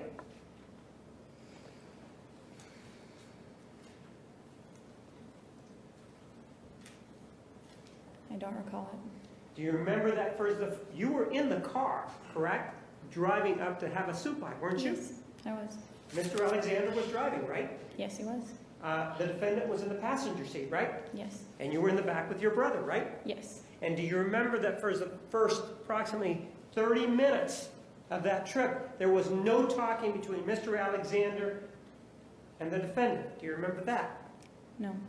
Do you think that they were talking all along in the beginning of that trip? I just don't remember. It could be you just don't remember, right? Yes. It could be they were in a fight, you just don't remember. I just don't recall. And do you remember that when you went down to Havasupai, all of you stayed in hammocks, right? Yes, we did. And when you stayed in these hammocks, the defendant stayed in her hammock, you stayed in your hammock, Mr. Alexander stayed in his hammock, and your brother was in his hammock, right? Yes. And there was a time where, getting up in the morning, there was a time that there was a trek or a hike that the four of you took, right? Yes. Isn't it true that you and your brother went ahead of the defendant and Mr. Alexander because they were arguing over the defendant being too clingy with him? I do not remember. You don't remember that you guys took off and they didn't join you for about an hour and a half. Do you remember that? No. And that when they joined you, they were upset at each other. You don't remember that? No. How about when they went on the trip? You said that, well, the trip to Sedona. Do you remember that? You told us, well, there was this issue involving the taking of photographs, right? Well, the defendant wanted Sedona Grand Canyon. It was the same trip, right? Sedona Grand Canyon trip, yes. Right. Same trip, right? Yes. And the defendant wanted to take some photographs, right? Yes. Mr. Alexander stopped the car, right? Yes. And actually what happened is that the defendant was upset because he got too close to the edge of the road. Isn't that what was the problem? I don't remember. And isn't it true that he did this, got too close to the edge, so that she could get out and take a better picture? Do you remember that? No. And when she got out, you do remember, though, that she went out and got out to take pictures, right? Yes.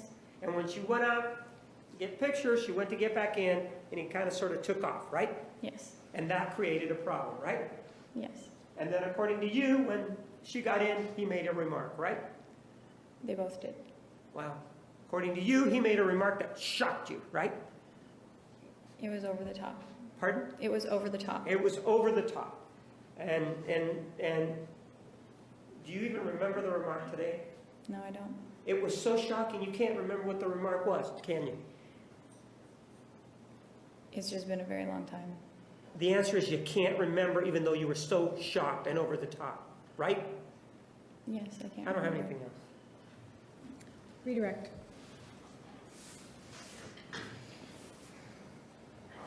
Ms. Freeman, you were just asked questions about the Grand Canyon Sedona trip, right? Yes. Okay, I think there might be some confusion. So it was the Havasupai trip, wasn't it, where this over-the-top shocking comment was made to Jodi? Objection leading. Rephrase. When we discussed on direct, when I just was up here a few minutes ago and we talked about the different trips, was it in Havasupai where the argument occurs about him going forward and then making a bad comment to Ms. Arias? It was a Havasupai trip. Okay, so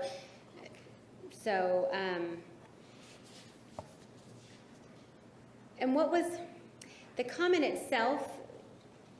Was it how the comment was made that was shocking, or was it the comment itself? It was how it was made. And is that why you remember it, how it was made? Yeah. Overall. Yes, that's why I remember it.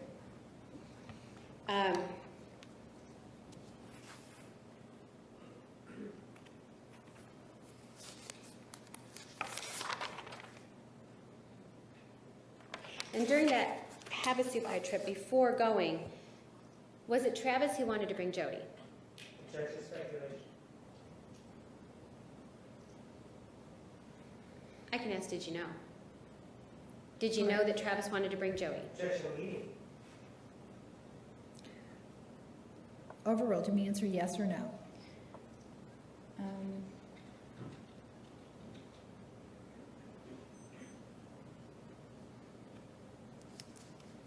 As far as I remember, yes.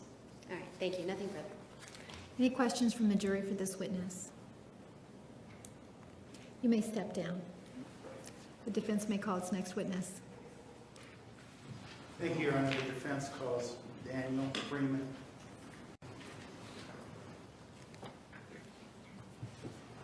Raise your right hand. You do solemnly swear the testimony you're about to give will be the truth, the whole truth, and nothing but the truth, so help you God? Yes, I do. Please walk around and have a seat right over here.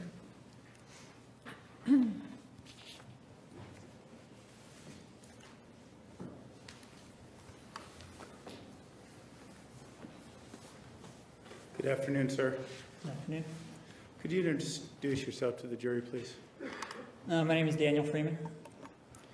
And Mr. Freeman, where do you live? I live here in Gilbert. Okay. And how old are you, sir? 29. Okay. Have you lived in Gilbert all your life? No, I've moved many, many times. Okay. So, How long have you lived in Gilbert this latest stint? initially I moved here in 2001 and moved back in just this last November to help work with a friend here. Okay. So you lived here from 2001 till when?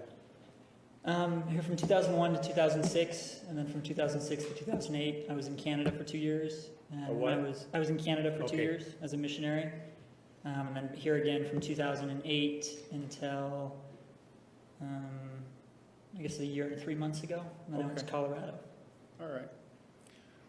You mentioned you were a missionary in Canada, which brings my next question. Are you a member of the Mormon Church? Yes, I am. Okay.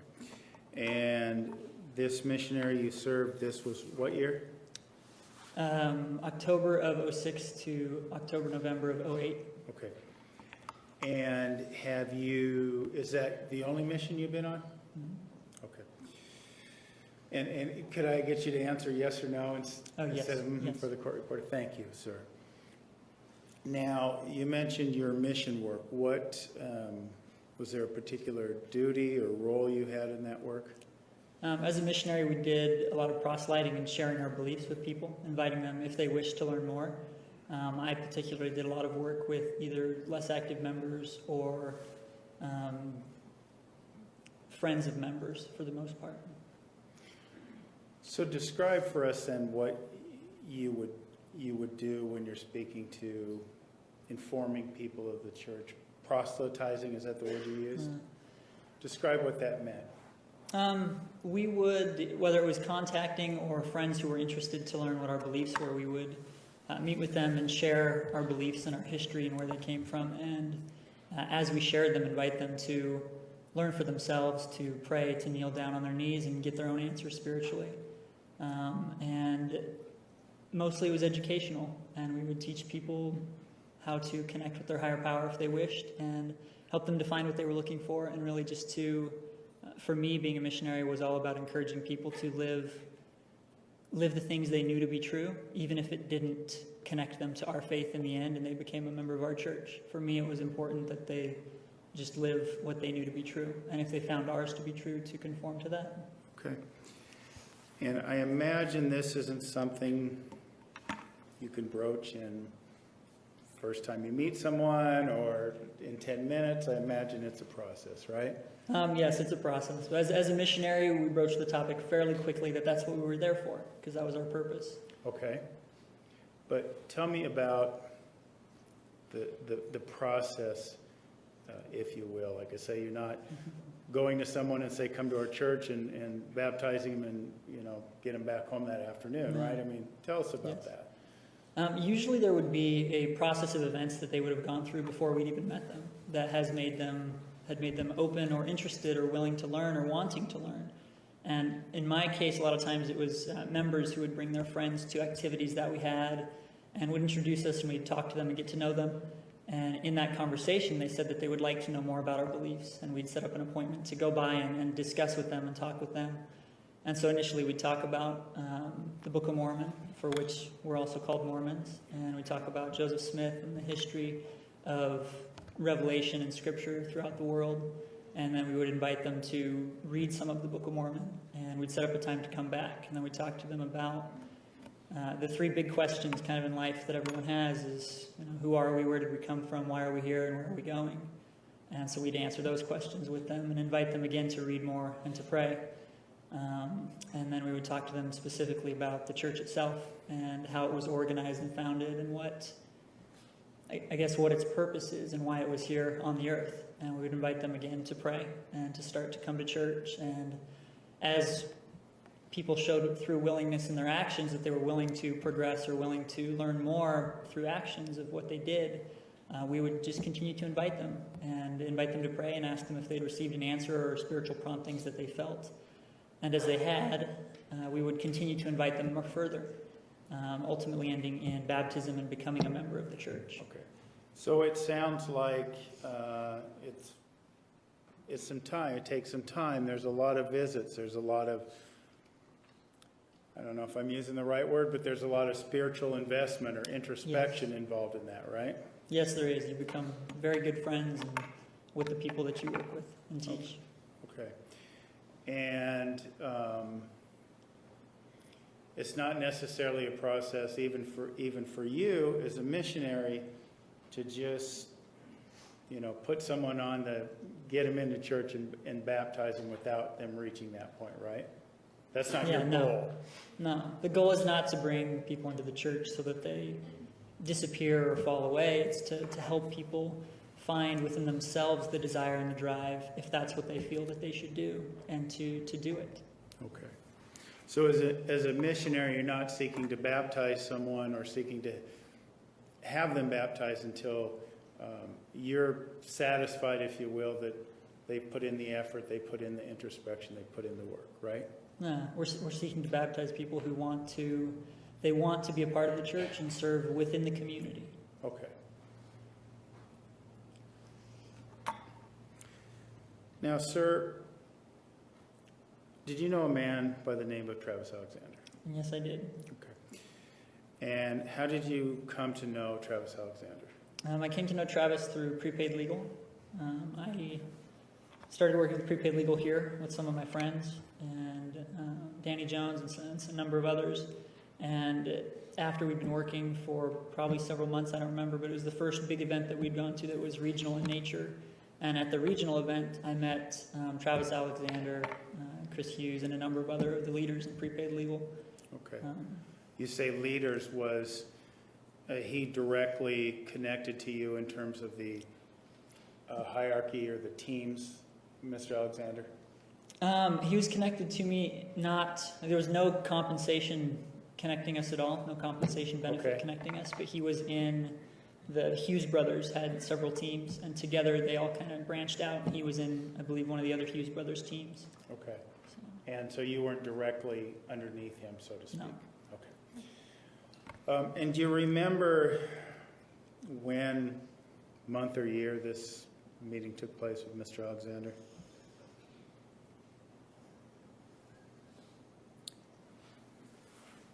I don't remember the exact date, because I don't remember exactly when I started prepaid legal. Okay. But I know I knew him well before I left on my mission in 2006. And so I want to say it was in 2003 or 2004. Because at the time I was working at an auto dealership there. Okay. So he wasn't, just to clarify, he wasn't just a business associate of yours? No. He was a friend? Yeah. Initially we met at the business events, and Initially, him and I we didn't get along very well initially, honestly. Okay, Because at first I found him kind of cocky, honestly. okay. But with time, as I came to know him, him and I came to be very good friends. Okay. And that friendship was at least 2 years in duration based on what you've told us, right? 2 or 3 years perhaps? Up to 2006, and then after coming back in 2008, we were friends again. Okay.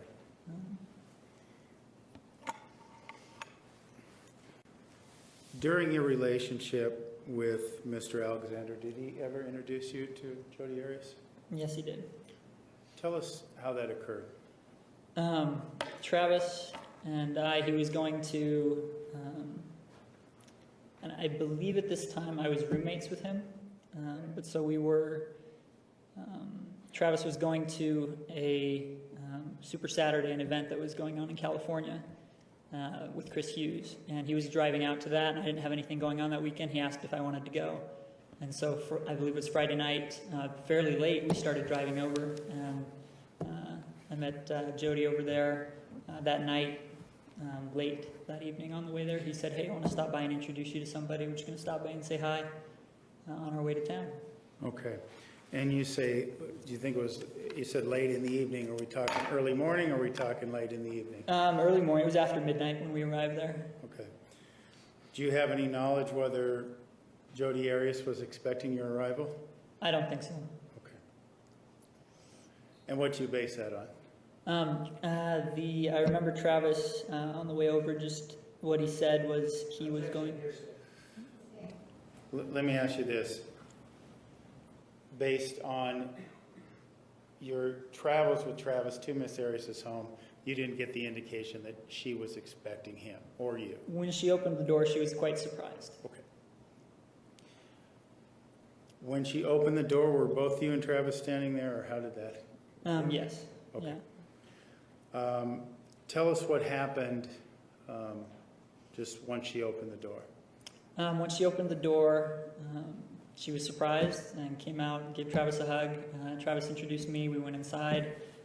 She had been watching the movie The Secret. It was on the TV. Okay. And they were joking around, and I think I'd been sleeping in the car before we got there. I sat down on the couch, and they continued to talk, and I talked a little bit.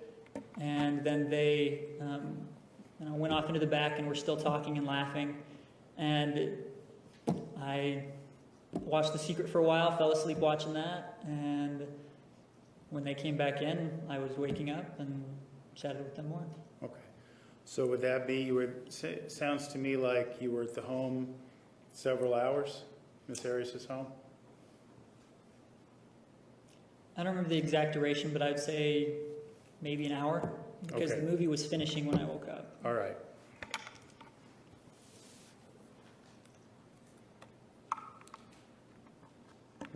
After you met Jodi, did you strike up a friendship with her as well?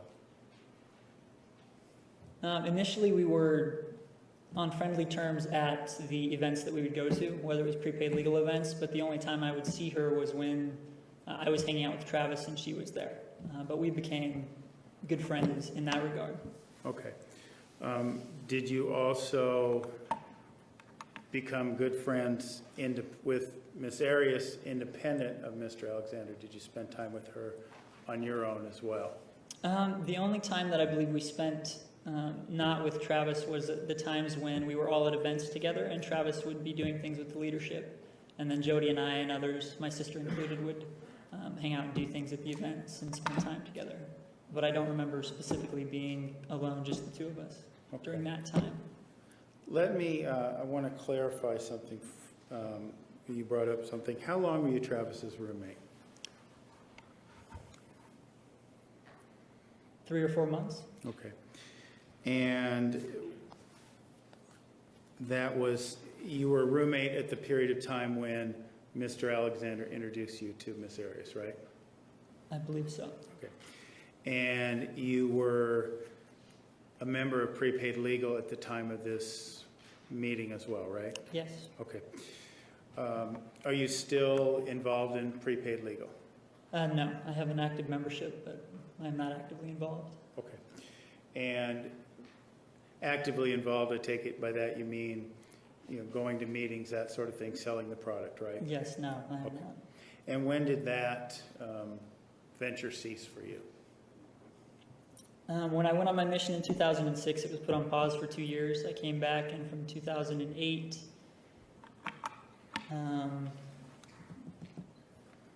until 2009, I believe it was in 2009 that I ceased that venture in January, I believe. Okay. Did you ever have the occasion to travel with Jodi and Travis? Yes, I did. Do you recall how many trips you took with them?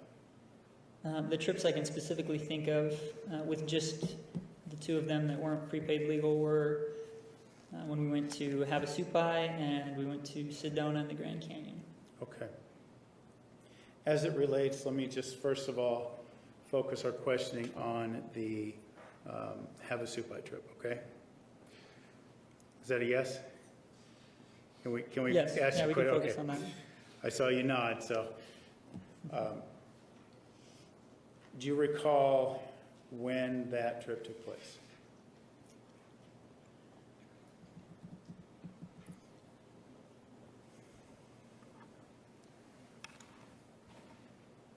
Forgive me, I'm trying to think of timeline. I've moved close to 50 times now, so I have to sort through. Fair enough. Take your time, and I'm not asking for an exact date. Maybe if you could give us a month and year.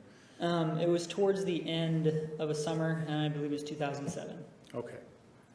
The end of summer 2007, and this trip to Havasupai, we mentioned Jodi and Travis going on this trip with you, right? Mm-hmm.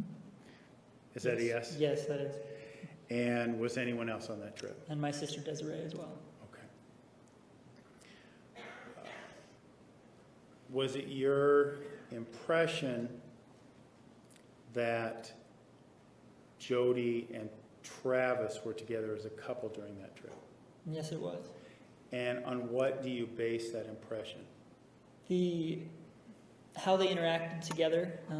My impression, I would say, is that they were to everyone else it seemed like they were together and yet not together. And to me, when I was around them, with just the two of them, they were fairly comfortable together and acted more like a couple.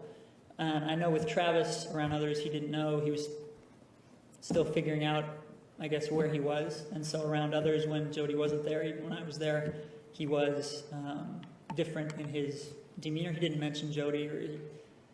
But when they were together, to me, they were dating, but there were some issues that they were still working out, and so I didn't ask a lot of questions about it. Okay. You said a lot there. Are you telling us that he acted differently privately with Jodi than he did, shall we say, publicly with Jodi? Yes. Okay. And could you really kind of just describe for us what you mean by that? At that time, at least when we were going on the trip, throughout the week and hanging out with different groups of friends that Travis had who would come over. Okay. Oftentimes Jodi would not come to those events, but then they would hang out later on in the week. Okay. And so there were different groups of friends that would hang out and kind of exclusive of one another. Okay. So your impression was he kept Jodi into a different compartment. Is that right? Yeah, yes, I guess you could say that. Different peer group. Yes. That'd be a better word. Okay. Now you said in this late summer of 2007 when you went to Havasupai, your impression was that they were a couple. They were acting like a couple, right? Yes, they were acting like a couple. There were definitely some undercurrents there between them, but they were acting like a couple. Okay. Well, let's break that down a bit. What do you mean by, what makes you say they were definitely acting like a couple? They would flirt and tease and hold hands and the little touches as they talked and things like that. They were just very intimate in the way they conversed with each other. They knew each other very well and were obviously comfortable and friendly in one another's company. Do you mean that physically? They were comfortable but not overly expressive. Okay. As in touching, kissing, things like that in public, in front of other people. And you said in public in front of other people, but when you were on this trip, when it was just the four of you, were they physically expressive? Yes. They would hold hands and touch, and in the waterfalls and things when we would swim, they were in some of the pools where we would sit. Jodi would sit on Travis's lap, or they'd have their arms around each other for a photo, for a shot, things like that. Okay. And that was different than the way they acted in public? If they were at an event for the most part, or at a friend's gathering, they weren't as, they were friends, it looked Okay. like more to me. Okay. You also mentioned there were some undercurrents going on during this trip. What do you mean by that? When we started the trip, I think of two things. I'll back up first. One is in conversations that I had with Travis, what he had said was that while he loved Jodi, he didn't know if he wanted to marry her. And so as far as dating, he said he wanted to date other people, and yet every time they hung out, he said that they would continue to hang out and would continue to fall back into dating again. Okay. And so I knew that that was in Travis's mind. And then as we get ready to go on the trip, we had packed backpacks in everybody's bags. And Jodi had brought hers downstairs and set it on the table, and then had gone back up to finish getting ready. And I was just picking it up to move it off the table. And it was quite heavy. And Okay. with the hike in being long, I didn't know if she would survive that hike with that pack. So I opened it up to see what was in there and found, things girls take with them, lotions, pills, makeup, things of that nature. So Okay. I proceeded, as I usually do for hiking, I helped to lighten her pack. Okay. And then she came down and saw what we had taken out, or what I had taken out in particular, and had made a comment about it. And she was not happy with it, Okay. and had expressed her concern that those things were no longer in her pack.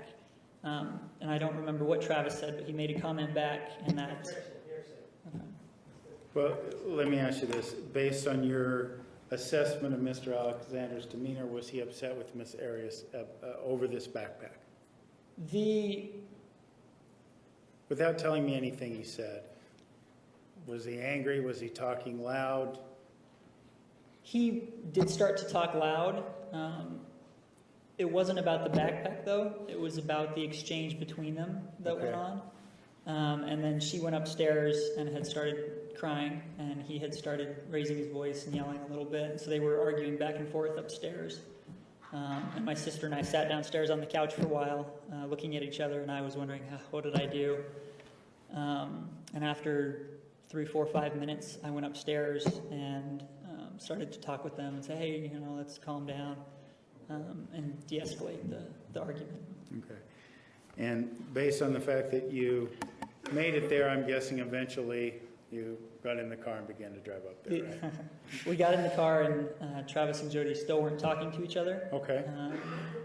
And I suggested, well, everybody's a little tense. Let's get in the car and start to drive, and everyone will calm down as we go.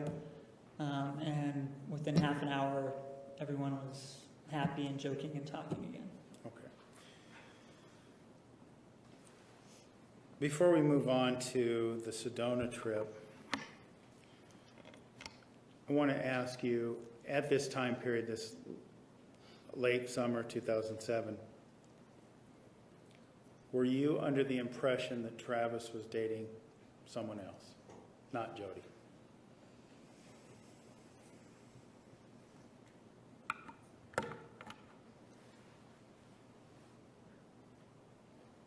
I do not recall at the time of those trips if he was actively dating anyone else or if he was just hanging out with groups of friends at the house. Okay. Do you remember him having a relationship with a young lady named, at that time, Lisa Andrews?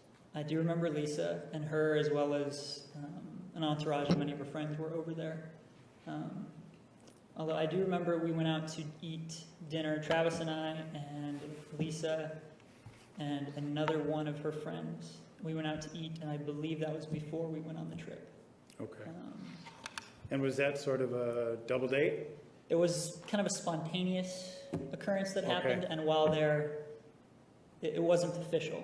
But so while there, that was my impression was, wow, we ended up on a double date, basically. Okay. And while on this double date with Lisa Andrews and you herself and this other young lady, was this at a restaurant, this public place? I believe we were at a Denny's. Okay. And you mentioned that you kind of got the impression that Travis was or you were on a double date. Was Travis acting as if he was, or were he and Lisa acting as if they were a couple? Not as a couple, but they were flirting and talking, and Travis was making jokes, and he was making jokes and being who he was, usually around women that he was interested in. Just Okay, so you, based on his behavior, you got the impression that he was interested in, at the very least, interested in Lisa Andrews at that point in time, right? Yes, or that he enjoyed hanging out with her and spending time with her. I can't say that anything he did was specifically expressed to me that he clearly that he was clearly saying it, but to me, it was present there in the background. Okay. Your Honor, may we approach?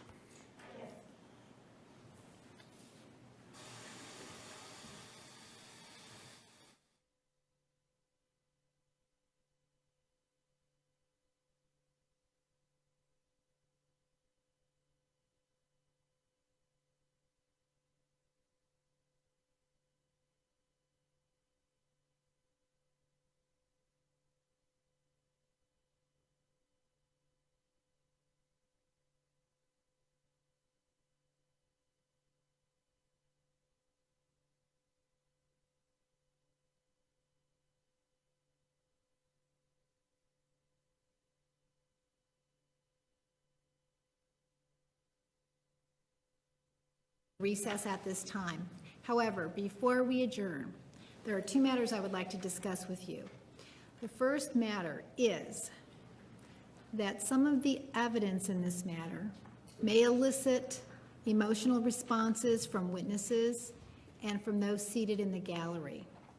At the end of the trial, I will give you final instructions. You will also see something of this nature in your preliminary instructions. But I want to emphasize to you at this point that in evaluating the evidence, you should not be influenced by sympathy or prejudice. Now, in response to the incident that occurred yesterday during the noon hour involving the one juror, the court has arranged to have an escort for all jurors downstairs each day at the noon hour and after court.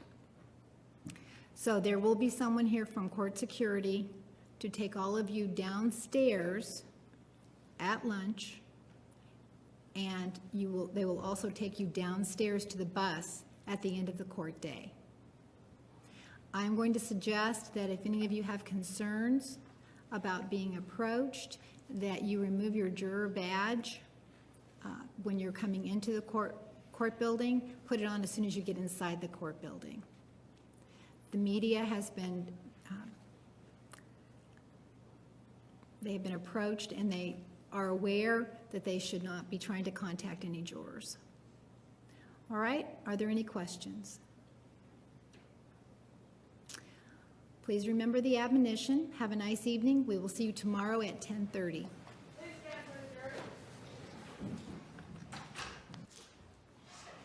You can step down, sir. Thank you. We'll see you tomorrow at 10:30. Please be seated. Counsel, is there anything else we need to address? No. All right, we're adjourned.